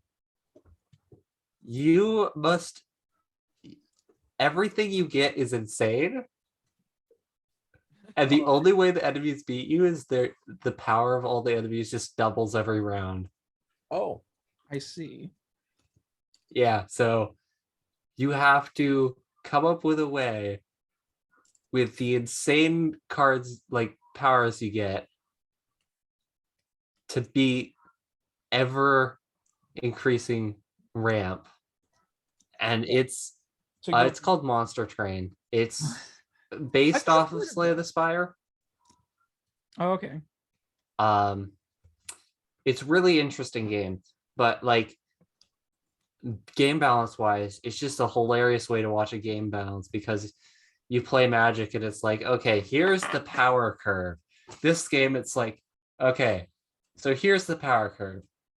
You start the game off with garbage cards, and then as you play, every card you pick up is overpowered. Like, there's some cards that just, like, I think one of them is literally for every spell you cast, this creature gains 1 attack and 1 life. And then at the beginning of your turn, add 3 spells to your hand. So I see. it's a little bit like, and I know there's like 3 or 4 combos that are unlimited, is the best way to say. I see. So you can just trounce your way through the game. Yeah, but it's fun, but it's hilarious, like, when you have a game like that. Yeah. I mean, Has anyone else experienced like a game where it just seems like it's completely unbalanced, but when you look at it, it's like it's actually really well tuned? well, I've definitely played games that I would consider easy and like, I don't know, I guess balancing. I suppose, let's see. Well, I mean, you'd also brought up like games that like you play and you don't know why you dislike it. Is that also to do with the Yeah, like game balance balancing wise, thing? Oh, okay. where you can tell it's like everything is perfect about the game, the graphics are good, it just doesn't feel good mechanically. It's very unfortunate. You won't understand this, but no, God. I didn't mean that in like a condescending way. It's just I bring up Dark Souls 2 a lot on this podcast. It's a running gag at this point, and I say that because Dark Souls 2 is a good example for me of a game that does hit a lot of boxes, but just is very mechanically unsatisfying for me personally. Yeah, because I haven't played much of Dark Souls 2, but from what I've heard, it just like they took out a lot of the things that made it's weirdly almost slower than the original Dark Souls, because Dark Souls in and of itself is just a slow game series. Like, you're supposed to take what you're doing slow, because if you don't, you'll just die and fail. It's intrinsically what it's supposed to be about. It's a slow-paced game because you're trying to be careful about your movements. Dark Souls 2 is weirdly even more slow-paced than the original game, but in exactly the wrong way. Because basically Dark Souls 2 has a stat that increases the animation speeds or decreases the amount of time you spend on animations for a lot of things. It's called adaptability. Basically, it increases the invulnerability frames you have during certain animations, and it also decreases the animation speed overall on basically all like just general attacks and other animations like healing yourself. It's just a bad design choice overall, because like graphics mixed with mechanic. Yeah, kind of. It's just it's a bad design choice. Even people who love that game, I feel like, should just admit to themselves that it's a bad design choice. Yeah, no, I like if you think about it as a combat thing, you don't want to. I get like if it was a shooter, I'd get it because having a gun that fires faster or being faster to the trigger makes sense. Yeah. But like swinging it's basically swinging a broadsword faster. Yeah, and the other, well, it's faster, but it's also like it doesn't make the animation of your attack faster. It decreases the amount of time you spend doing the animation. So basically, it basically kind of tries to get rid of end lag for animations, because when you hit your attack button, there's a certain amount of time where you physically cannot do anything else because you're locked into a certain animation, and adaptability decreases that. But it just shouldn't be a feature, because that wasn't a thing in the original Dark Souls. I could literally go on forever about Dark Souls 2, but specifically in this case, it is like, I don't know, words. Like, adaptability very much skews the balance of the game, because at the start of the game, it feels wrong to play because your adaptability isn't high. And when you raise your adaptability, you start feeling more comfortable with the game, because it starts acting how you think it should instead of how it actually acts. Yeah. But you like it just sounds like a mechanic that doesn't need to be there. It really doesn't. It really, like, if Dark Souls 2 got rid of the adaptability mechanic, I would like that game a lot more. Yeah. It's like frame canceling with Ken and Rio. It's like, really? Why does this exist? Yeah. Oh my god. My brother does that all the time to me. It's like, oh, I'm gonna like force attack you. I'm like, okay, because he's playing, and then he'll just like go into a triple punch combo. It's like, I mean, it makes sense for them to have it because it's something they had in the original fighting games, but yeah, I just like, it is so annoying. Yeah, especially to fight against. Gosh darn it. My brother is too good at Smash Bros. Not to mention that he's like 4 years younger than me. So this is my little brother kicking my butt. Well, that's just embarrassing to say the least. Yeah. Yeah. I guess that's all I have. I mean, I don't know if Matthew or Devin can contribute to the host topic, but that's kind of all I have. I probably have more, but I can't think of them.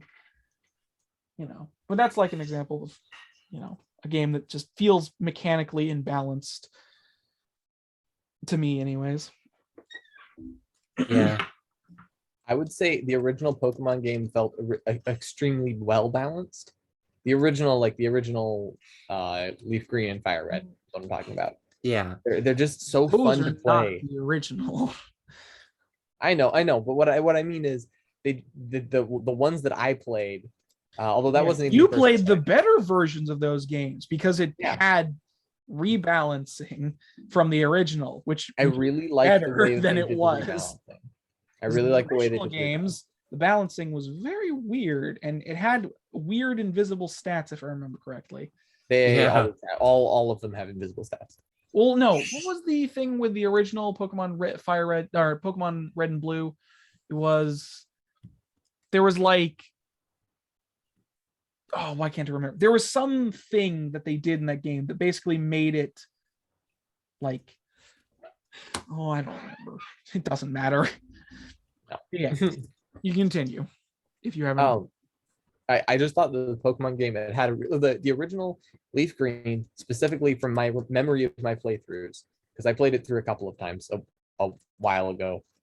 Actually, I played it through several times. I just really like the way that the way that everything's balanced, the way that I don't know, the way that the progression feels like you could play with any Pokemon, and if you play with weaker Pokemon, you have a slightly higher difficulty, and if you play with stronger Pokemon, you have a slightly easier, like it's easier, but it all depends. It like depends on what Pokemon you choose, so you can customize the difficulty, and it's balanced. Yeah. Like then there's Magikarp, which is hilarious. I was gonna give Magic as the example of the unbalanced game. Magic is like, you'd think it'd be a greatly balanced game. So many tournaments come down to freaking luck, not just luck of like what did you draw, but like who you got matched up against, what deck you got matched up against. Nonsense.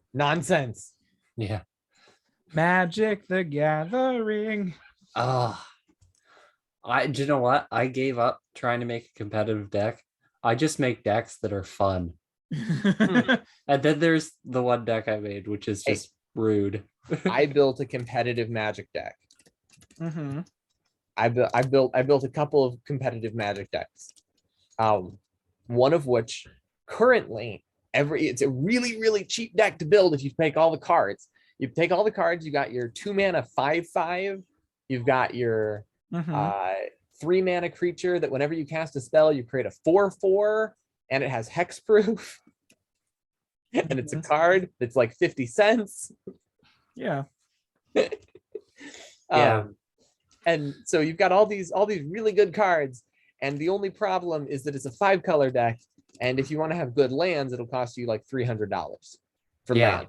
For land. For lands. The cards that don't do anything. The cards that can get you other lands, which cost almost nothing. I've my best suggestion for a deck like that would be Chronomer. It's a 7-drop card, so it's really expensive. No. I'm talking about competitive 1v1. You cannot put a 7-drop card in a competitive 1v1 deck to fix your mana. You need your mana at the beginning of the game, dude. Also, what else? It's totally fine. Yeah, I'll be honest with you. Again, I don't play competitive. Anyway, if you are playing competitive, it's a silly card. Yeah. Although if you are playing EDH, it's a silly card. If I remember what you're talking about, it's like 7 mana and it makes all your mana float for anything. And yeah, all your mana is every color. Yeah, and it taps for 5. Yeah, it's like really 5. Oh, and you can pay 5 and draw 5. Yeah, it's like, oh, okay. This is a great card, but great. Balanced. Well balanced. Which is what we were talking about. Hey. To be fair, you can't win the game with that. It's not, you're gonna have to play something else. So you're not just gonna instant win the game. You know what? Actually, now that I remember it, I played against my uncle's deck, and it was really, I think it was a tournament winner too. MTG tournament winner. Of one of the older tournaments. It used a card called Polar Orb. Oh, I hate that card. And other cards that are almost do the exact same thing. So just don't play the game. By turn 15, he had 2 10/10s on the board. And I was sitting here with 2 land. I was just like, okay, I am never playing against that deck again. I did actually. I wanted to mention this with Magic because this is a good segue. If you guys have heard of Magic Arena, Magic Arena is not actually Magic the Gathering. And the reason is because Magic the Gathering is the kind of game where you can sit down to play, and you play the game and you start the game and you have a hand that has no lands in it, so you mulligan, and then you have another hand with no lands in it, so you mulligan again, and then you begin the game with a 2-card disadvantage because of random chance. Yeah. Which means you generally lose. So you begin the game and lose. I've said this for a while. Or the opposite can happen. You just draw lots of lands. And that's Magic the Gathering. And on Magic Arena, that never happens because they have an AI that programmed specifically. Oh, that never happens. It rarely happens because they have an AI to decrease the chances of that happening. Because it's dumb. And that level of variance is just dumb. It's not fun. It isn't fun. But at the same time, yeah. At the same time, it shows that Magic has a game design flaw or a game design flaw. Oh, it's a design flaw with the card game format in general. Yeah. There are ways to go like you could honestly conceivably build, like there are ways to get around it Like one of the ways okay. you could have basically one of the ways you could get around it is by basically separating your land from the deck. So it's like you have a consistent stream of land instead of yes, and that's what randomly Hearthstone getting did. something. That's what Hearthstone did, where you get a mana every turn. Mm-hmm. Yeah. And that, I mean, that's an interesting approach, but the only issue with that is that it makes the games feel very samey. Yeah. I mean, that's As I've noticed, because I that's played the Hearthstone for a little fair. bit, it was just boring compared to Magic. That's fair, but ultimately that's just the way of card building deck games. Like if you're playing tournament style, you're just going to build the optimal thing. And if Now- that Well- happens to be the case, you know, That is actually I'm- something very, very, very interesting with the like building optimal decks and stuff, because the optimal deck can change, and well, yeah. often the best players are the ones who were able to figure out what the optimal deck was. Not the I'm ones. gonna bring up two different games that deal with this idea. One is a video game, one is a board game. All right. So Slay the Spire uses roguelike mechanics to, you don't always get the same card. You're not guaranteed to get the same card, but it uses the same mechanics as Hearthstone, where every turn you only get so much mana, but you always have the same amount of mana on the table. Mm-hmm. So using Okay. those two mechanics, you have to figure out how to build a deck through the roguelike mechanics and make it so that you have enough so your deck can win, but you're not guaranteed to get the cards that'll let you win. And that way, unless you play like 100+ games of it, you're going to not feel like the game is just repeating the same like 5 or 6 cards. Mm-hmm. Wait, If you how you get mana every turn, and then what happens? So, as you play the game, every time you beat an enemy, you can get a new card, but the card is always random. Okay, But you do have a choice not to take it to keep your deck consistent. to keep your deck consistent. It is not recommended to grab every card that you see. You get to see what the card is, though. Yeah, you get to see what Okay. the card is, but you can choose not to take it. And I think you just get a flat 3 mana every turn is how it works. And then you play cards up to that 3 mana to try to beat the enemy you're fighting. And once you do that, I'm doing this game a disservice. It's a lot better than this. You get a new card, and you have to either add that card to your deck and make your deck better. So you're basically playing a game where you're building the deck as you play the deck. And it's a really fun roguelike, and I do suggest you pick it up. Monster Train, another roguelike that I mentioned, is heavily based off of that, except instead of being really thought out mechanically, it's just, I'm gonna dump here, have some wild combos, have fun. Yeah, Because we were discussing. so yeah, Yeah, from I your was description, mentioning. Monster Train sounds like a. It sounds kind of like actually, Cookie Clicker. It sounds kind of like that, or similar to that, where it just gets crazier and crazier and crazier. Yeah, it's sort of like that, but Monsters double every. One is mechanically very different than the other. One but is sure. better. Yes, I agree. yes. One has actual game design. The other is a math simulator. Yeah. Yeah. It's definitely one is how do you make it? It's definitely Monster Train is definitely an amazing game. I've played way too many rounds with it, but But I'm gonna say Slay the Spire was a better, more solid game. And then the other game I was going to mention is a board game called Dominion.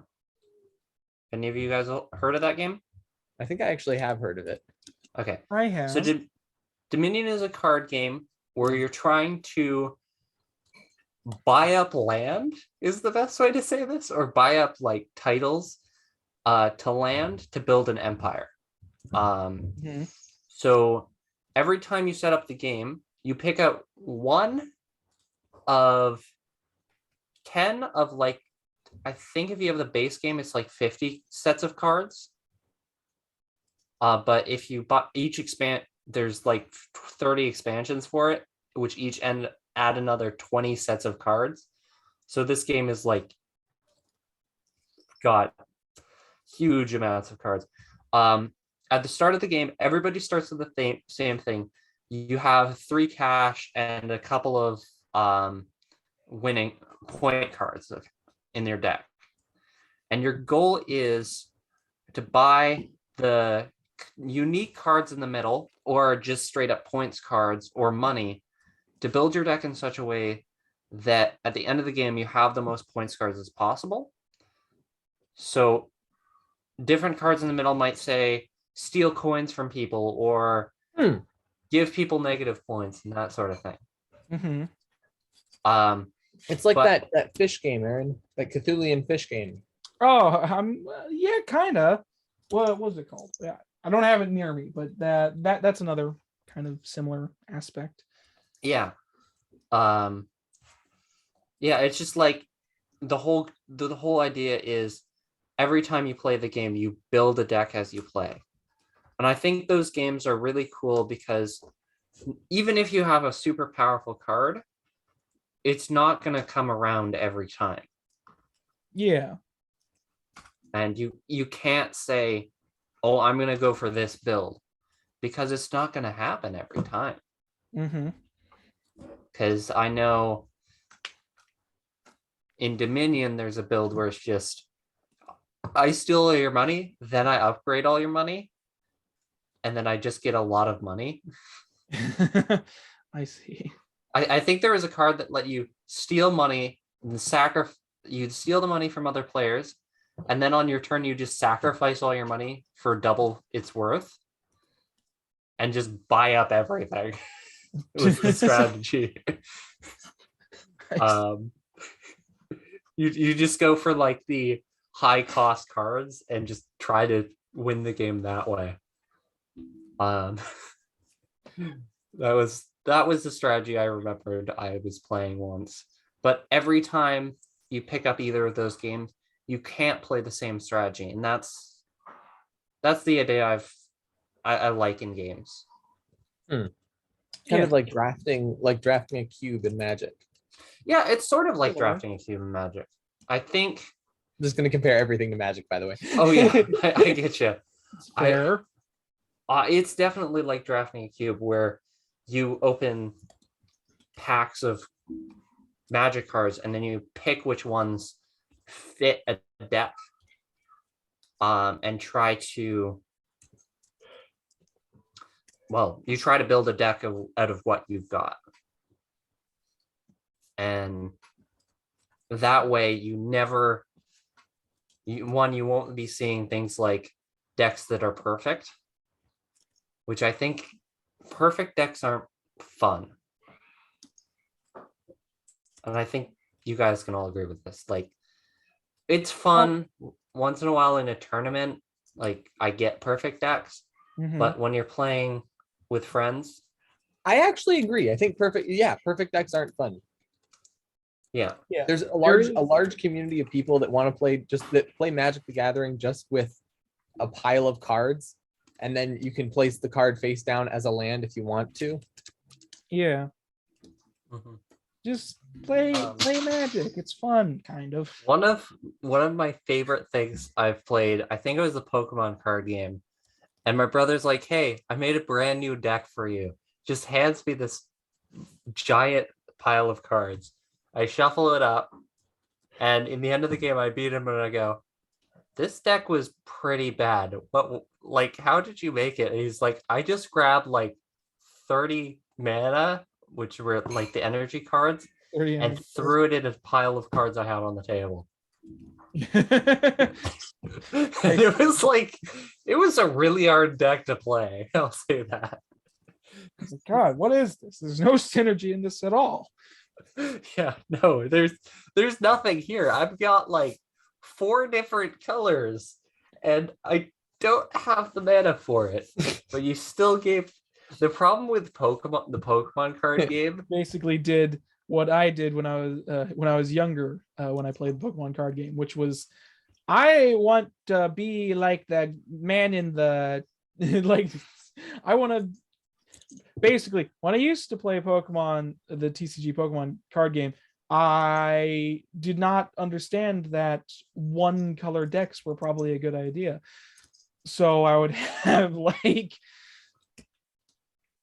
a lot of colors, a lot of different like types of Pokemon, just because, I mean, that's how you make them in the game and in the anime. You don't have one type of team. You have whatever. Yeah.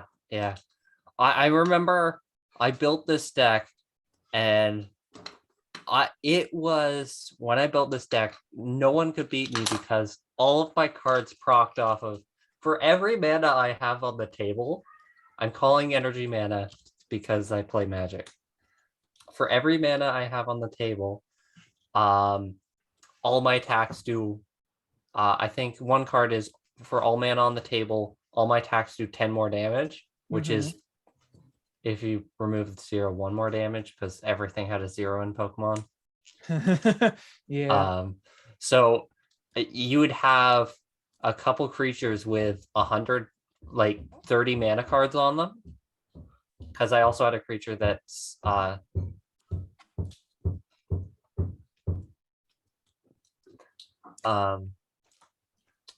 yes. I also had a creature that doubled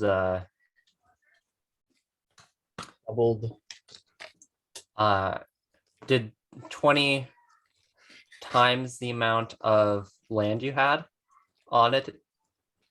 So you'd play this creature and you just keep shoving land under it just till it got to the point where it just one-shotted everything. I see. And then it'd go, okay, now I've got 2 creatures that do over 200 damage, and your creatures are just going to walk up to my board and die. That was the whole strategy of the deck. Also, I was using a lot of the very much banned now removal cards that would delete mana. Yeah, I remember those. Those are cards. They were like, because there was no I had 4 of them in the deck, by the way. Those sucked, man. Yeah, they would just target the energy you had on your main guy, so you just wouldn't be able to do anything. I definitely bullied a lot of my like a lot of the players who played against me are like, oh my god, you just deleted my land again. I feel like I remember these cards. I don't remember what they're called though. I feel like I remember these cards. I don't. I probably have some somewhere. I don't remember though. Yeah, I haven't played the game in a while. What happened was the power creep went out of hand. Yeah. It's like recently, it's like I buy a new pack of cards and there's cards in there that are like, holy crap, this exists. Did you see? So there was someone talking about the EXs like several years ago, and they were like, "Oh no, EXs! They give you 2 prize cards." And then like maybe I think it was like 3 years ago actually, there was a video talking about the new double face team cards. They give you 3 prize cards. Yeah. They basically knock out your entire team in one kill. Yeah. In the future, we're gonna have the Pokemon entire team cards. If you lose them, you lose the game. But you can't beat them unless you're using one of them. So the game just turns into a 1 Pokemon versus 1 Pokemon battle. It's just, and then they both die, and then you're forced to use other things. Yeah. Honestly, it's the Mhm. Pokemon card game is so busted. But like there was some cards I was Very reading much there where is. it's like I think one of the cards I was reading is exile any number of land in the graveyard. You just like exile land from the mana from the graveyard, and it's not exile, there's something else but it's removed from the game. And you do damage 20 damage for every energy just removed from the game. However, you can target your own discard pile or your opponent's discard pile. And that's the problem. You just banish your opponent's energy from the game and to pretty much one-shot a creature? Yeah, no. Yeah. All right then. I think that is a problem. But also, I don't know where to steer the conversation now because we've gotten severely off topic. Oh, severely off topic. Where were we? Talking about host topics. Yeah, host topics. That's where we were. And we were talking about games that feel unbalanced. I guess we're technically still on topic. Yeah.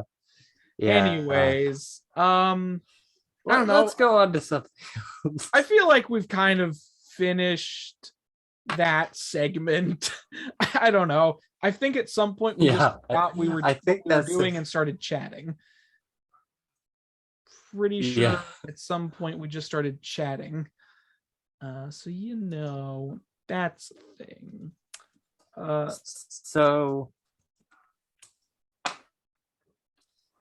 In conclusion, host topics are a thing that we have sometimes. Also, those experiences we had with those games, that's something that we did, all right. I don't know. Oh yeah.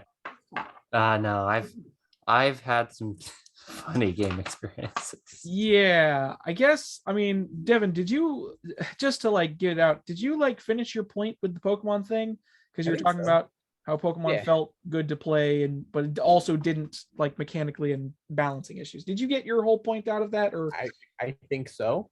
Okay, I'm just making sure because I'm just gonna crash us into the news section. We accidentally took the 405 and are now riding on the outside of the city, and I have to crash us through a couple walls to get us to where we need to go. So we're just gonna slam right now into the news topic if nobody else has a host topic, which I hope you don't. Wait, I have a host topic. What is the meaning of our existence? No. Oh god. That's for a podcast. Hey, you answered it correct. I'm joking. Okay. Oh my god. Okay.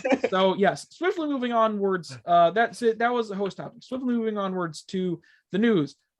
Now I said that both of these pieces of news were kind of chunky, and we've already been going quite a while. So let's just get through it, I guess. I don't know. It doesn't really matter. So news. We have two pieces of news that we're going to be talking about today.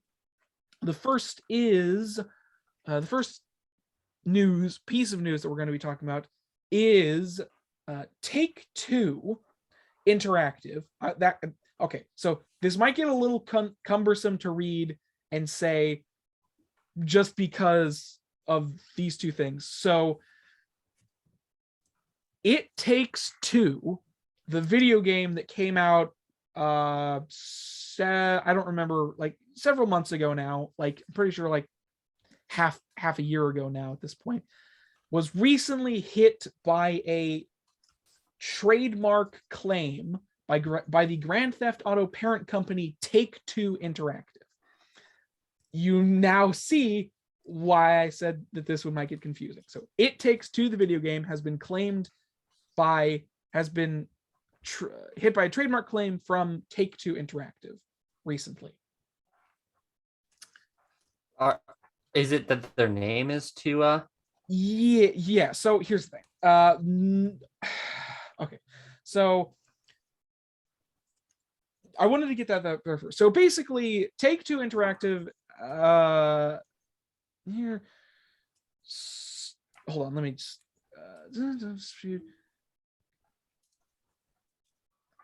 Yeah. So Take-Two Interactive has essentially forced.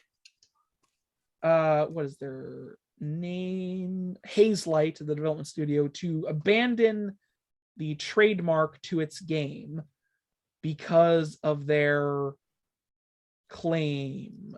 Not because they have trademark of the phrase "it takes two" or trade, like they have trademark of Take-Two Interactive, but "it takes two" is a phrase, first of all. Like you can't copyright claim a phrase. Is that actually why? I mean, Google sued Sweden, right? Yeah, I remember that. Google being added to their lexicon.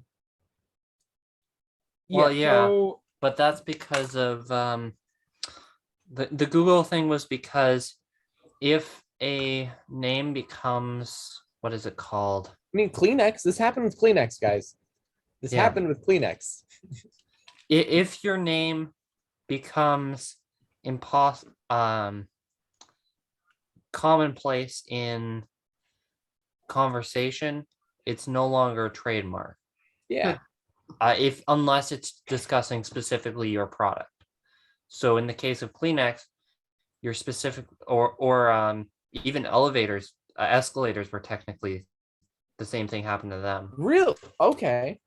Kleenex, escalators, and so if you say, "Oh, I Googled something," if that's a common thing, even if you use, say, Bing or Safari to Google something, means that any search engine is now being called to Google something.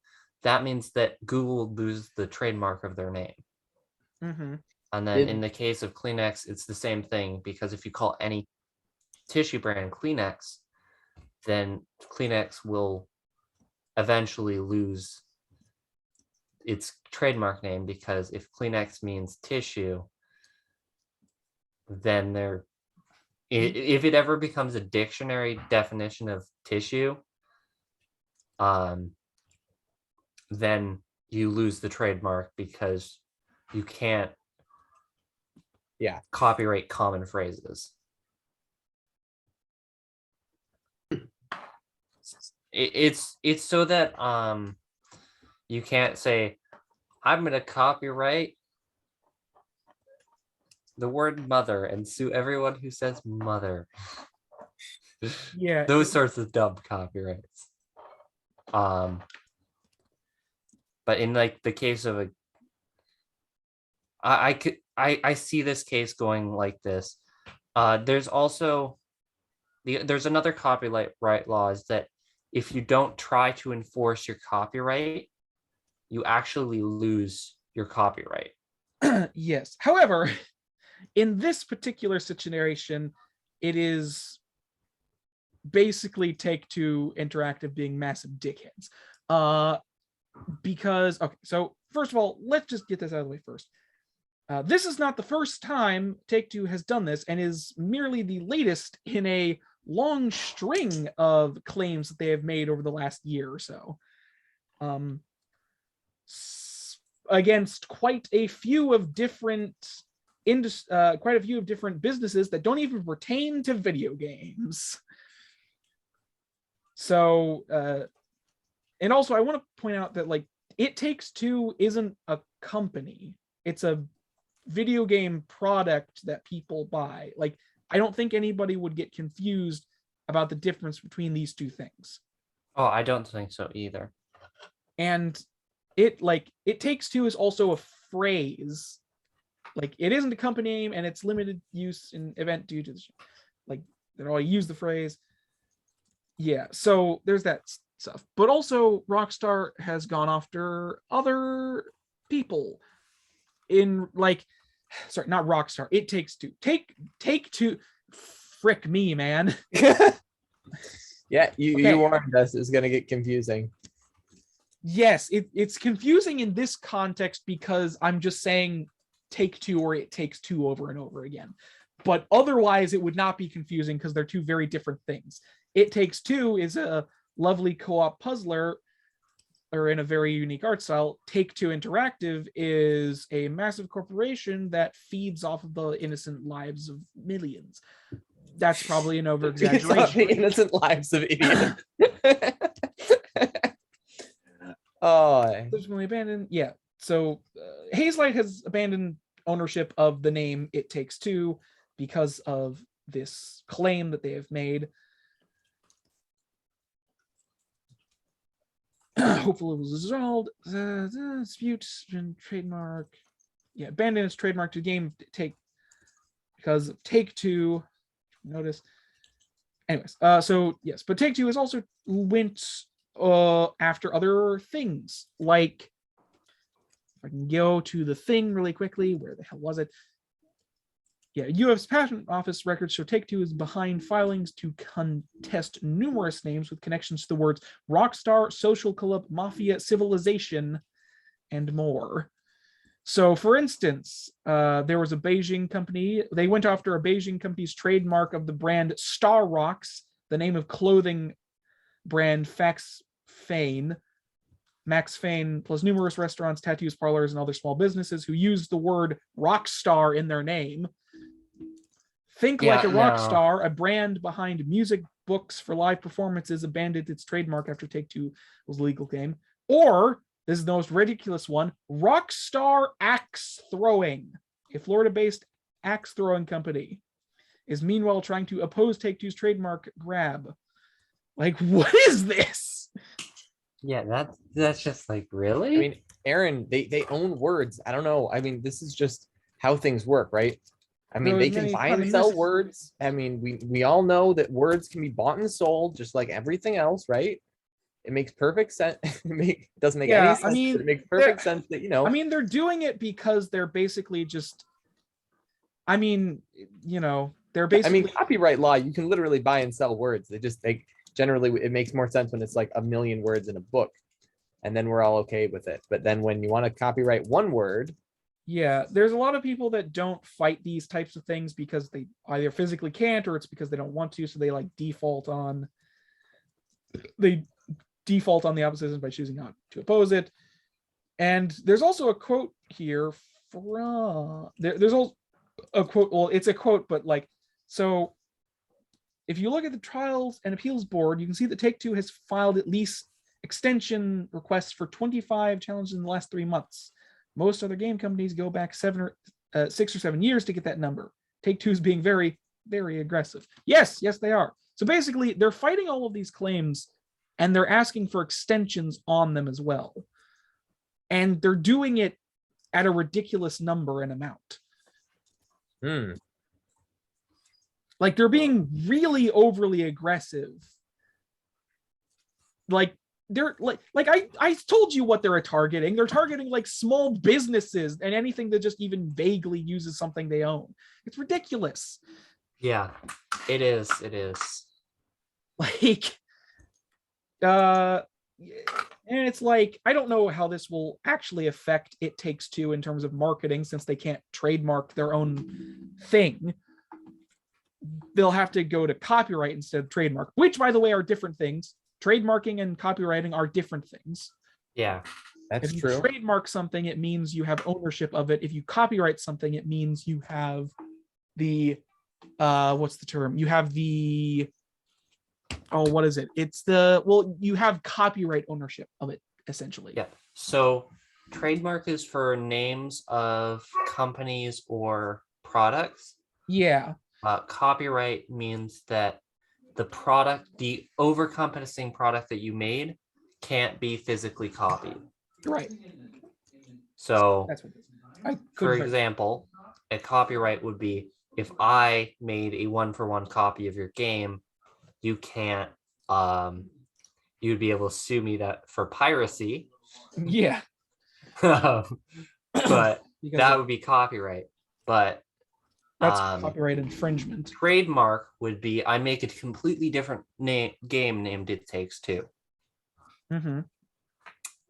maybe like completely different mechanics, but because I called it It Takes Two, it's trademarkable because I'm using your name. Yeah.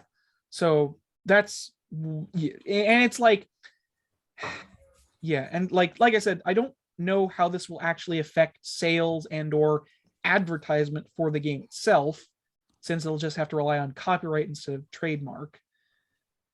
And obviously there are still some like ongoing disputes in the background of this event, but they have been forced to drop the trademark like officially. Yeah. No, honestly, I'm not against.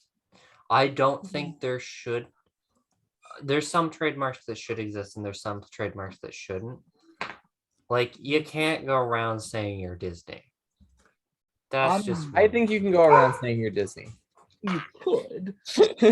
I think it should be legal to discriminate against Disney. Here's the thing. Yeah, but like Take-Two is basically abusing its lawyer. Take-Two is abusing its power in broadest which sense is by going after these small, like, because here's the thing, everything that it's gone after is like small businesses, small development studios, things that like don't have a lot of fighting prowess, like, and that's the other thing, like It Takes Two, Hazelight is under EA, but EA very clearly let them do whatever they wanted, and it's very clearly because, like, I don't think Take-Two would sue or try to get at EA directly. They're trying to go after Hazelight, which is a subsidiary of EA, but EA allows them to do whatever they want, essentially. So they're going after that, but it's like that was like a weird tangential thing, but like something I wanted. Anyways, but like, and it's just very strange. Like, I guess it's not strange. It's just what greedy corporations do sometimes. Oh no! But like, I've not in like Take-Two Interactive have for a very long time been kind of greedy scumlords about a lot of things, and not only this, but like they own Rockstar and like, and by extension Grand Theft Auto, and there was even that whole debacle with the NBA 2K game that they own, which was this whole thing. Like they own 2K as well. There's this whole like, there's like this massive list of basically like money, not scamming, but a lot of people have what's the term? Like for GTA Online specifically, like it's a very strange business model that they've kept going. I don't know. Anyways, but yes, this is something that has happened. I am not for this in the slightest. I hopefully have made that clear. Yeah, I don't think it's an appropriate use of trademark to trademark strike someone who is in a different industry, unless you're in the same industry. So for example, you're talking about an axe throwing company. In no way should you in the games industry be able to sue someone in the axe industry. Axe throwing industry. Yeah, and it's all for literally the word Rockstar, which is the name of a video game development studio that Take-Two happens to own. It's just, it's just super ridiculous, man. Like, this article, like the article I'm looking at that gives this piece of news specifically, it's very long, very detailed. It's a very good article. You should look at it. Go look at it once you get a chance. It kind of gives you more details. It gives you a few more details than I'm like able to give, but like it'll be posted in the description of the podcast, right? Yes, it'll be in the description. It'll be in the description.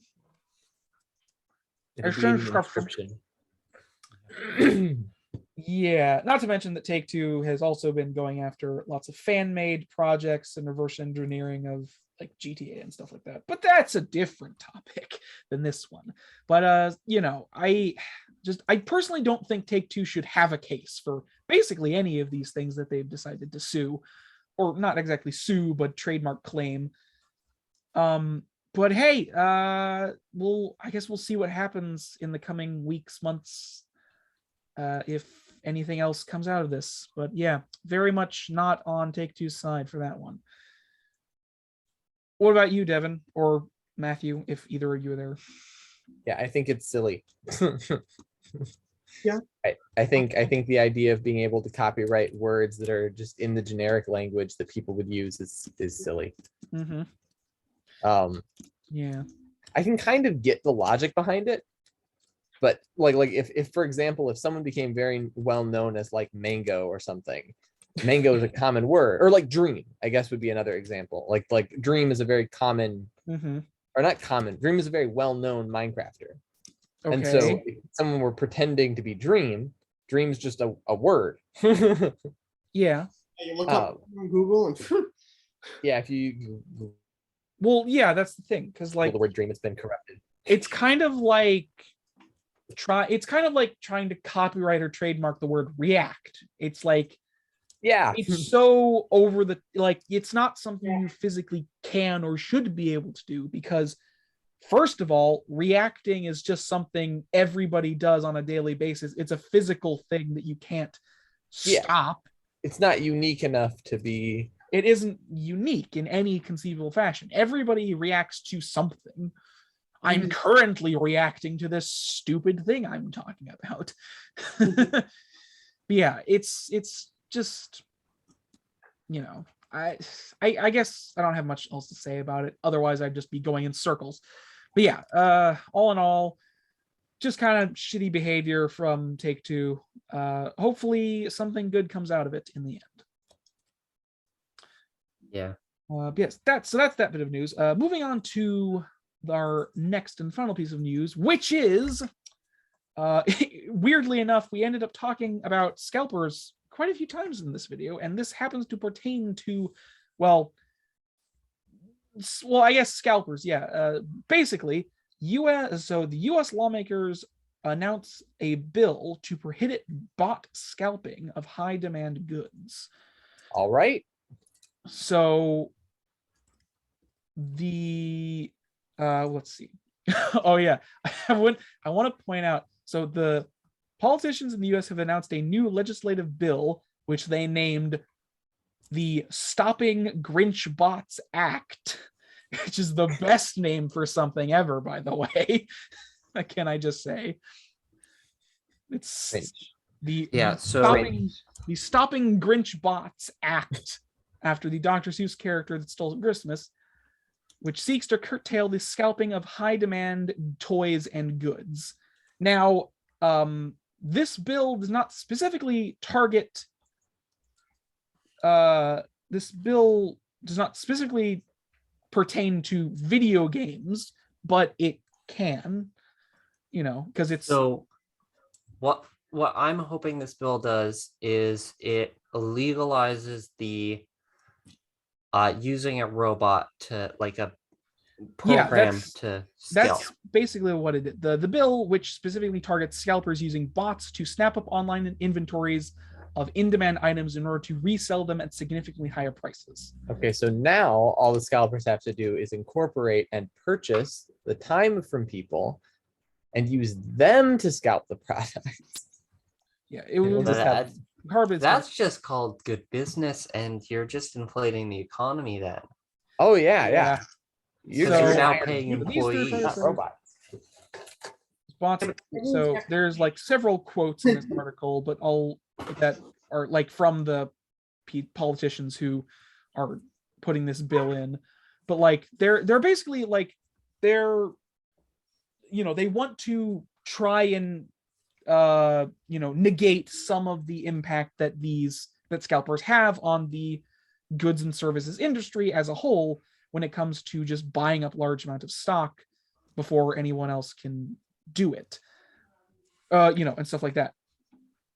This is I apologize. There's a dog barking in the background. those other countries. Yeah, and like scalping is a problem. You know, it very much is a problem because the only people who, well, it's. Anyways, I'd like to point out, by the way, this bill that they're proposing is very similar to a bill that has already passed, which pertains to ticket sale scalping, which is basically the same thing. So it follows a similar process. The Better Online Ticket Sales Act that was signed into law in 2016, prohibiting the use of automated bots to acquire tickets for public events and making it illegal for scalpers to sell these tickets. The authors of the proposed legislation, supported by Consumer Reports, Consumers Federation of America, and the National Consumer League, say it will apply similar mechanisms used in the Bots Act to ban bots by bypassing security measures implemented by online retail sites. So there already was something similar to this that was implemented in 2016 for ticket sales, but now we're seeing it move over to retail goods as a whole. Yeah. I do not believe that computers should be involved in retail goods. No. I don't. No, I understand them being on the stock market and that sort of thing, but on things like, well, electronics, they shouldn't exist. As long, I think if computers are generally going to be fighting against computers like almost all the time, then it makes sense. But I really like the idea of making it illegal and highly shady for bots to be operating online. Yeah, like these. I like that. Definitely. I'd also like to point out that in the UK is also similarly doing. UK is doing something similar as well, because this was a US like lawmakers, but the UK is also doing stuff about this as well. Specifically, where was it? It's PC. Where was it? Yeah. So in the UK, the UK has drawn together roughly the support of 35 MPs to support that kind of movement in their own country. So they're kind of doing something similar to basically what the US is doing. It's basically the same thing. It's like making British guy, while also proposing British guy. Legal. No, you live in the Crown Colonies. British guy. Technically, we don't share British law. Do you serve the Queen? Do you swear to the Queen? Swear to the Queen? Do you serve? Only if I'm in the military, which I'm never gonna be. Okay, so you do swear to the Queen some of the time. Yeah.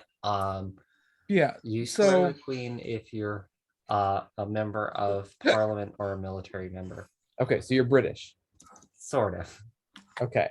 It's really confusing. Where's the accent? Yeah, where's your accent, dude? You're hiding your accent. I have the voice acting really good at this. Are you sure you're not an American spy in Canada? So like with the last one, there's a lot of just general, like if I wanted to, I could just read the entire article for your discretion to get you up on everything, but like obviously that would be a stupid thing for me to do. But in the basic bones, and I've already said this, like, so yeah, the US and the UK are trying to implement these bills and ideas to negate scalping as a whole, especially with the use of bots, which I mean, I think it's a good thing. Personally. I don't think it's a bad thing to have general resale of products that are on the market. I do think it's a bad thing to have a computer pick up on a product like for. Well, yeah, because that's the. Because a human can't possibly compete with that. Yeah, exactly. Like that's the main problem, especially over the last like 2 years, which like scalpers have been dominating stock for like the past several months and like year, or just because they have the ability to use these bots because everything's been online, so they're just using bots to get these before anybody else can, and then reselling them at ridiculous prices. I'd love to see it if you pick up something with a bot, you have to sell it for the price you picked it up for. Because that way, you don't have a whole bunch of items that are just sitting there in people's storage because of the scalping. Yeah, I don't know exactly what the bill pertains to. Like, obviously, I know that it's to try and stop the use of bots and to make it illegal. Where was it? It harder to scalp. We need it to be harder to scalp people. Cards. Yeah. Yeah, it certainly. The scalping itself, I mean, it makes sense. It's something, it's not savory, but it makes sense. It's like, it's a useful thing. There are people who are going to want to buy it from scalping, and it's good to make it's good to make that purchase legal rather than illegal.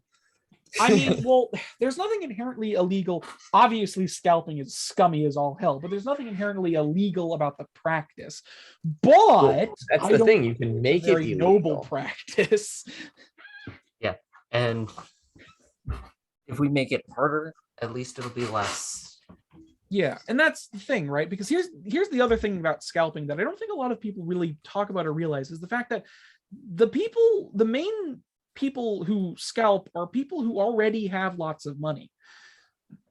Yeah. Like, that's the thing. The main people who make the most amount of money out of scalping are already people with lots of money, because they just buy up stores' entire stocks and then resell those products to other people. Like, they're already somewhat wealthy individuals just trying to make more money through the process of scalping instead of something else. Yeah.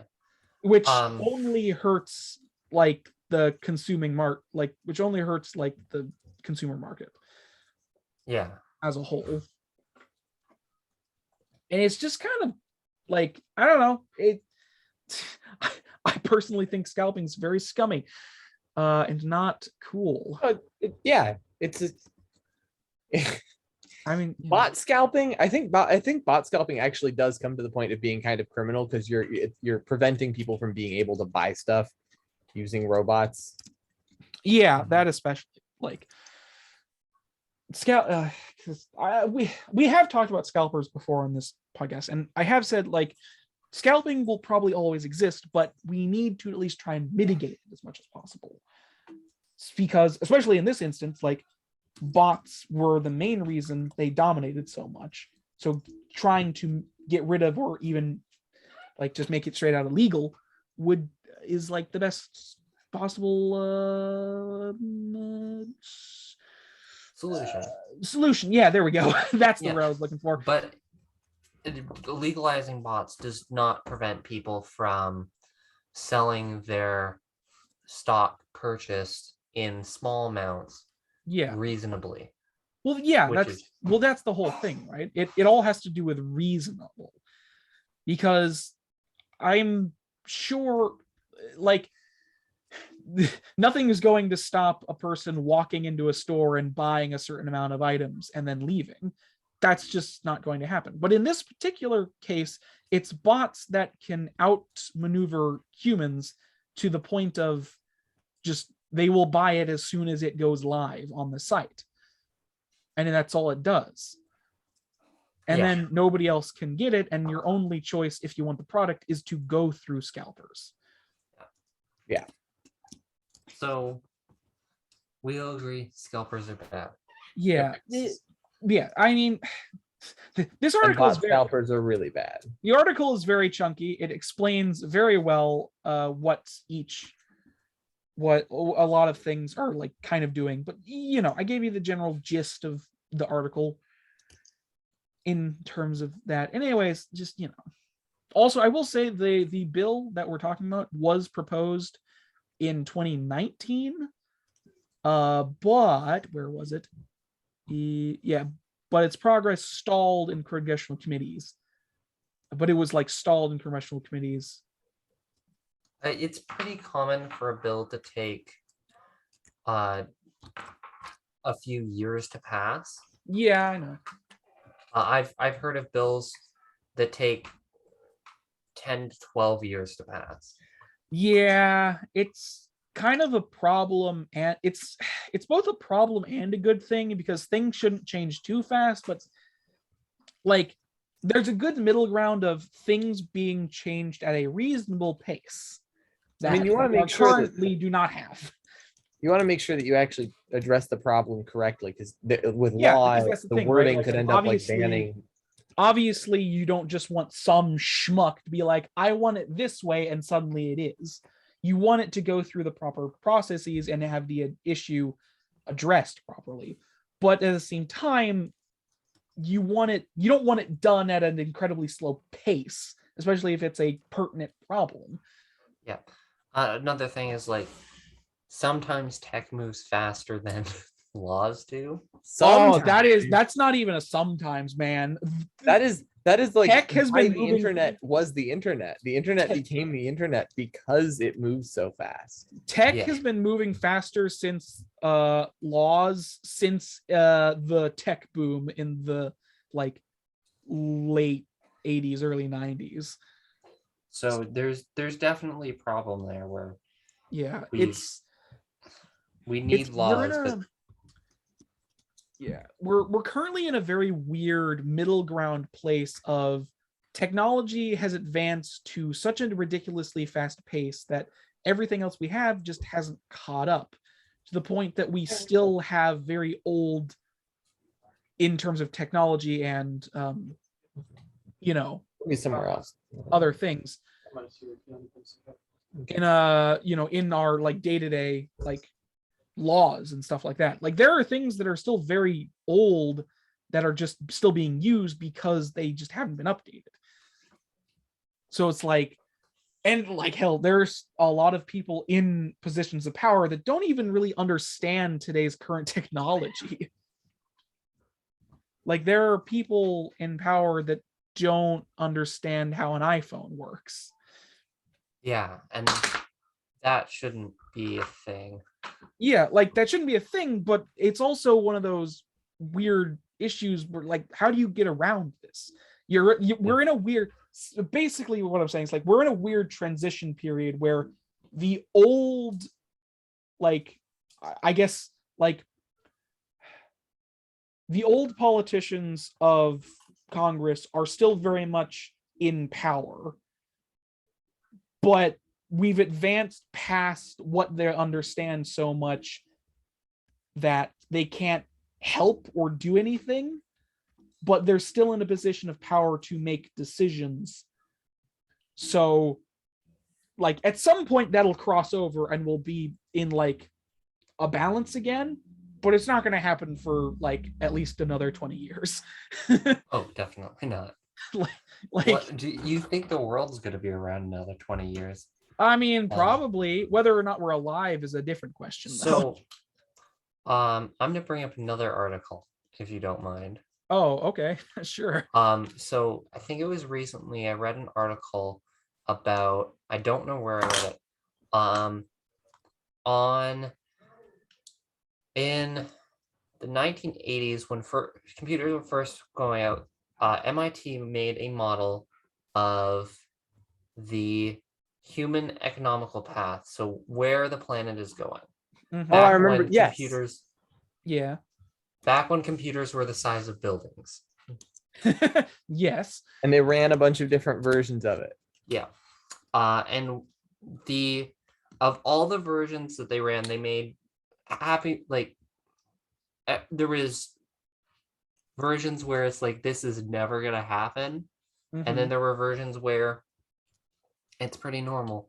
The one version we're going down right now is their version of we are following exactly their version of the darkest timeline.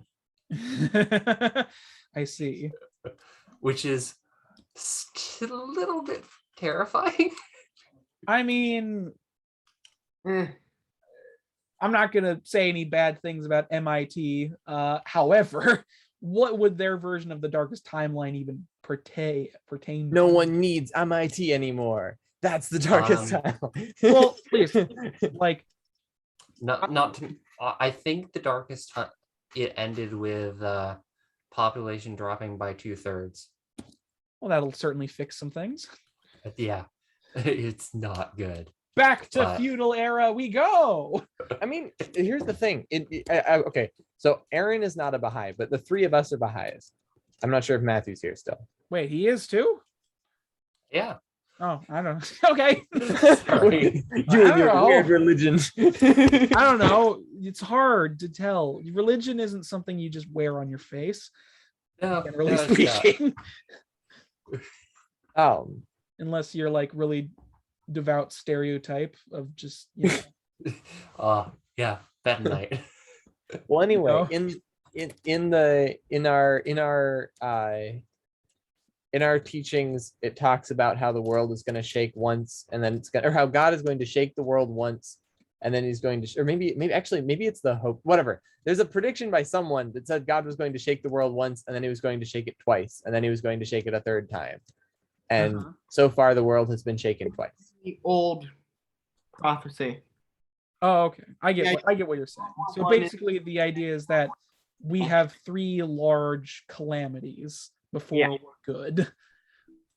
Yeah. Could avoid, but it's very unlikely. What was the first shake? Was the first shake the dinosaurs? World War One. World War One, World War Two. Oh, okay. The dinosaurs were so long ago, we don't even know. Well, I don't know. Assuming their God does exist, he definitely didn't start with us. I'm saying with the dinosaurs, we don't even know if the dinosaurs existed, bro. Yes, we do. Nope. We have evidence that they existed. They though. Jurassic doesn't. I mean, not Jurassic. We T-Rex. have some old bones that we think we know are old because math. well, Yeah, carbon dating. I'm not going to get in this. Math. It is the Earth. Aaron, has been around that is for really- nerdy math. it is nerdy math, but it Such It is I mean, it's actual true, nerdy but it's math. nerdy math. Yeah, it's carbon dating. Yeah, carbon dating is nerdy math, but it is factual, and we've proven it to be fact. Yeah, and here's the thing: like our models of what dinosaurs looked like have definitely changed over the years as we have gotten better at determining what they actually looked like. Because Yes. obviously, when Shape-shifting dinosaurs were dinosaurs. discovered, we were very much confused by their existence. But as we've gotten better, Aaron, dinosaurs are shape-shifting creatures. No, they aren't. Back in the past, dinosaurs. No, they are. Dinosaurs are shape-shifting creatures because as we learn more about them, they change shape. So they must be shape-shifting. Right? What? I'm not stupid. I know exactly what we're talking about. We're talking about the shape-shifting dinosaur lizards. Oh my god. How did T-Rex? They can turn into humans, and they can look And they Mark can Wahlberg, talk apparently. and have complex relationships, just like in Land Before Time. Yeah, Land no, Before Time is a true story. no. Does anyone Maybe. have any explanation for why No. T-Rexes have such short arms? Okay. Because I- why would you need the arms if they're that short? 2. I don't remember. There was I'm not. By the way, I am not a dinosaur. Like I'm a fan of dinosaurs. I like dinosaurs. I think they existed. I just think it's silly that we're 100% certain it could have happened 100 to 200 million years ago, and I'm like, okay, wait, did you just say a variable of 100 million years? Yeah, I'd like Did to also point out say on we the are grand certain scale about of this. I would like to point out, Devin, on the grand scale of things, that's pretty fucking accurate. On the grand, I mean, it is, but it's also not But certainty. the Earth has been around for like fuck knows how long. Aaron, if I told you, hey, I'm coming over to your house on Tuesday, or actually maybe I'll come over to your house in 500 million years. But that isn't the point. That is a small scale example. We work on the grand scale when we talk about carbon dating, because otherwise it isn't as accurate. That is true. Yes. Still. Can I point out that over here it's getting really late and we should probably cut the podcast? Yeah, I know. We started Oh, talking sorry. about dinosaurs. That's real bad. Okay, U.S. lawmakers announced a bill. Sorry about the dinosaurs. The dinosaurs are behind it. Anyways, but yes, I'm very excited for this new bill to pass. I'm very interested to see if it does, since there's always the possibility that it won't, because I mean, there's the very it depends. We'll see what happens. It might not pass at all. It very much depends on the interest and what kind of pushing power we have in regards to it. But yes, I'm very interested for it to pass at the very least. And that's the news. Assuming that it actually does what we hope it does and doesn't have a bunch of nonsense attached to it, which is a possibility, and doesn't accidentally do something like ban, I don't know. I don't even know, just ban something that it shouldn't ban. Bans cars from being bought somehow. Because cars have computers in them. Anyways, yes. So sorry about that. We rambled a lot this episode. That was a thing. But yes, let's just get into shameless self-promotion and the end of the show, shall we? Our newfound guest, Zachary, do you have anything to shamelessly self-promote that you would wish to share? Well, I have a very dead YouTube channel, and that's about it. All right. By very dead, the last time I posted there was 5 years ago. All right. And the audio is garbage. So I don't think I have anything that I would self-promote. All right. Yeah. You can find him nowhere except here now, apparently. I guess I could give you my Instagram account if you. I mean, I don't know. You don't have to. It's whatever. If you care about dogs. You care about dogs? Lots of people do. I don't know. Yeah. Okay. So that's all for you. I don't know. Ooh, I'm doing super well now that we've talked about dinosaurs. Okay. Yeah. Matthew, what do you got coming up? Shameless self-promotion, the part of the show where you shameless self-promote yourselves. Matthew, what do you have got coming up? Jesus Christ. Coming up, hold on, yes, okay, I know which episode it is. I was trying to figure out. Coming up, I have episode 3, or day 2, technically is what it's called, of a Minecraft Let's Play I'm doing, and counting by the days, so it goes 0, 1, 2. Have you uploaded? I uploaded the other 2. Oh, okay. When did you do that? Over this week. Okay. What are they on?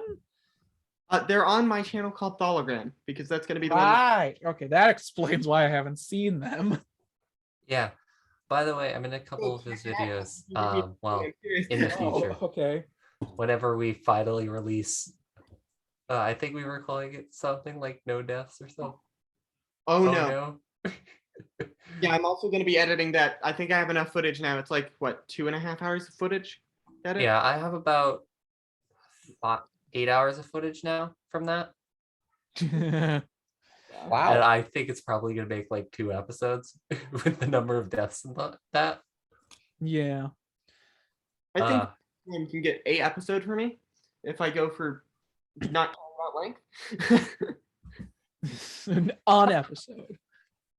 1 6-hour episode. And I bypass the YouTube 15-minute thing. I don't remember how always, just off the top of my head, but I can figure it out every time. All right, then. It's a dumb thing that you have to do in the settings or something, I think, on your channel. I've already done it. Oh yeah, I forgot about that. It's like a verification thing. Basically, you have to verify stuff with your stupid in order to upload videos that are over 15 minutes. It's really weird. It's a dumb step. I don't understand why they do that. I did that a while ago. Yeah.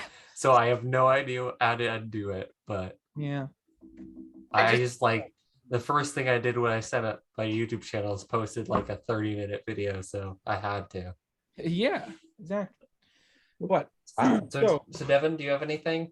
Yeah, that's it with the math. I have several things. I have, I think, 7 channels, but none of them are active right. I mean, 2 of them are active right now. Yeah. I am planning on making a parody. Once I can figure out how to do the music system for it, I'm going to be making a parody video of Billie Eilish's song "I'm the Bad Guy" called "I'm Mining Bedrock." All right, then. Because I think that's hilarious. Certainly something. Right. Is that it?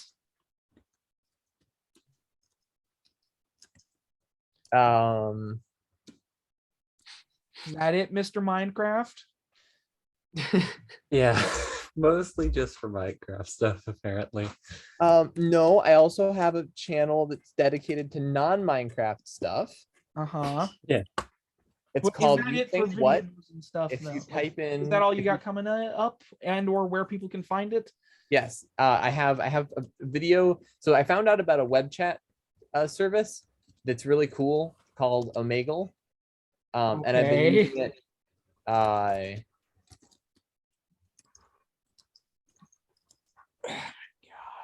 I've been using it a bunch. Just exit out of it so you can talk properly. Okay, for 5 sorry. seconds. Okay, yes. Hey, I'm playing video games. I know you are. It's super fitting, right? Anyway, I have a video where I went and I interviewed a bunch of people and I asked them, what do you believe is the purpose for our existence? And that was a really cool couple of hours, and now it's a bunch of footage that I have to edit. It's really fun. It's a great way to get a conversation with someone if you don't mind constant skipping, schizophrenic people, and some people doing drugs. Yeah. Omegle. I think I watched a couple of your YouTube channels, Devin. Well, By chance, or Couple of my YouTube channels. yeah. I can't remember which ones they were though.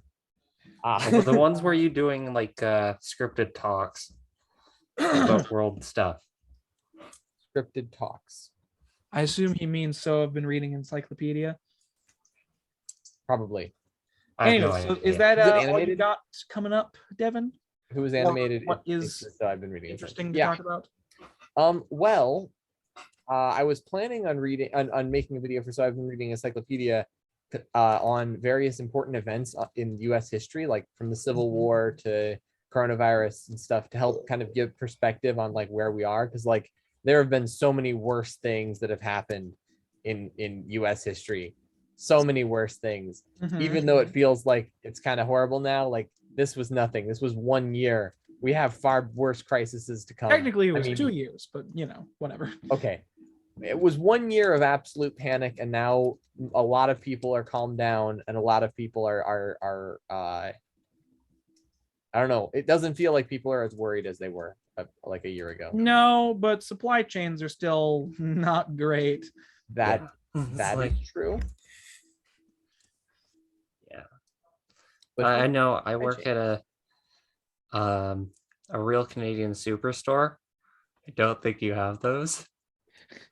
Okay. real Canadian super. And we are 1 day off of being out of, I think we're like 5 days off of being out of stock, where normally would be a month, which Wow. is, I mean, supply chains and the workforce decrease are things that are happening. yeah. Oh yeah, everybody just decided to leave work because nobody was treating them right. Well, also the government's giving them lots of money. Yep. That's nice. Free money. I mean, it just makes sense. Why would you? It's very easy to not work. Why would you choose to work when you could just get free money? CRB, which was the Canadian free money stuff, was ended in the summer of this year, and we're still having a labor shortage. I don't think it really has anything to do with the free money anymore here. Well, I don't know. There is like unemployed benefits here, or basically like, I don't remember what it's called, but like basically, what is it called? Unemployment? Yes. Is that what? Yeah, that's what it's called. No, what is it? Devin, what is it called? Like basically, like you can get money from the government and not work at all. What is it It's called? called unemployment. Is Yeah, it? it's unemployment. I thought it had a name. Whatever. Unemployment. Yeah. So if you lose your job, you get a little bit of money from the government, but it's all money that you've made beforehand. Does that make sense? Like you've made this money, you're just getting paid it back. I see. Because you lost a job. It's like supposed to be in between, so that you have money in between jobs. Employment insurance relief. Yeah. Makes sense. What was it? We have, so here, I know what the real reason for the job shortage right now is that why would you work at McDonald's, for example, Yeah, people for got perspective. I think it's 7 something for minimum wage in the United States. Mm-hmm. Yeah, why would you work a Yeah. crappy job with hours that you can't control with a grumpy boss when you could just work from home in some way? Yeah. Or And- work and- for yourself. Very importantly, there's a guy, I don't remember what his name is right now, Louis Rossman. It's Louis Rossman. And he made a video talking about the real reason people aren't coming back to work is because when they were fired, they got a perspective, and they got a perspective. They started getting the perspective of like, wait, I actually have the time to do this on my own. And so they had the time because of the free money. They had time to start investing in what they wanted to and using their time how they wanted to. And then they just stayed with that, and they've been making money at that. Yeah. So A there are lot of barbers Other who get people also on- just kind of realized how shitty their jobs were. There's an Yeah. area where there are barbers who are on retainer so that rich people can have a barber, because if they go to the barber shop, there might not be a barber free. So they have the barber on retainer, like a private individual barber who will cut their hair when they need them to. And they pay them like $600 just to be available to cut their hair. Yeah. Yeah, that's Which is so cool. Yeah. anyways. Sorry. It appears that the oh my goodness, what was that? Yes. So that's what you have coming up on your channel. Lots Oh, of yeah. lots of Yes. interesting talks.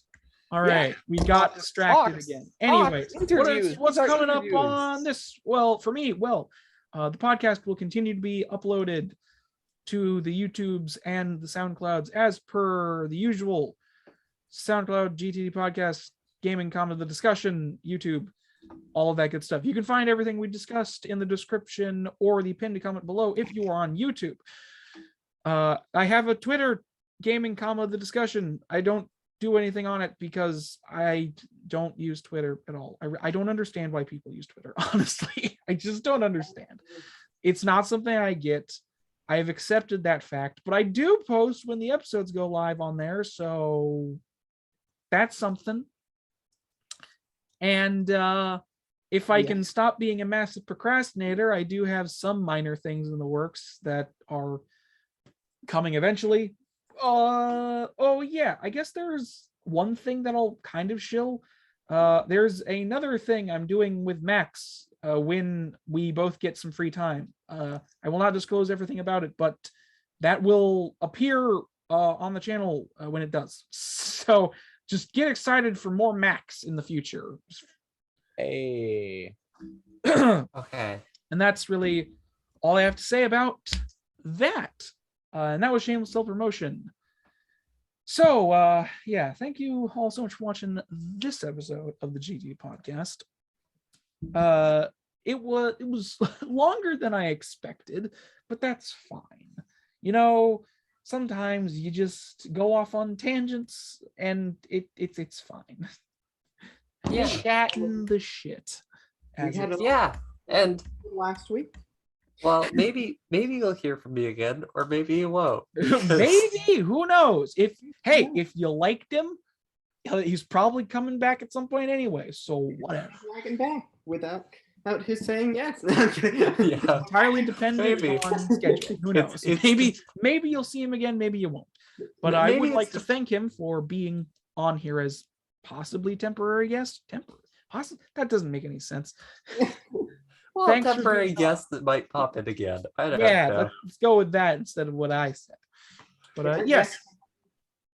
Once again, thank you all so much for watching.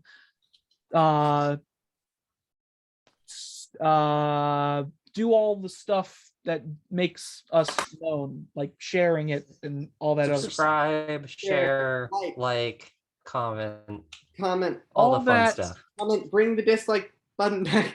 All that.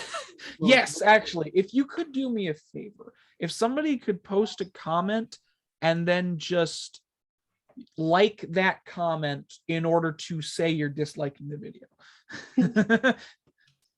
because you can't see dislikes on comments either. Anyways, yeah. Belated goodbyes from my two co-hosts that are here always and or the guests. Bye. Bye. Yes. And that's how you know it's good. The awkwardness is what sells it.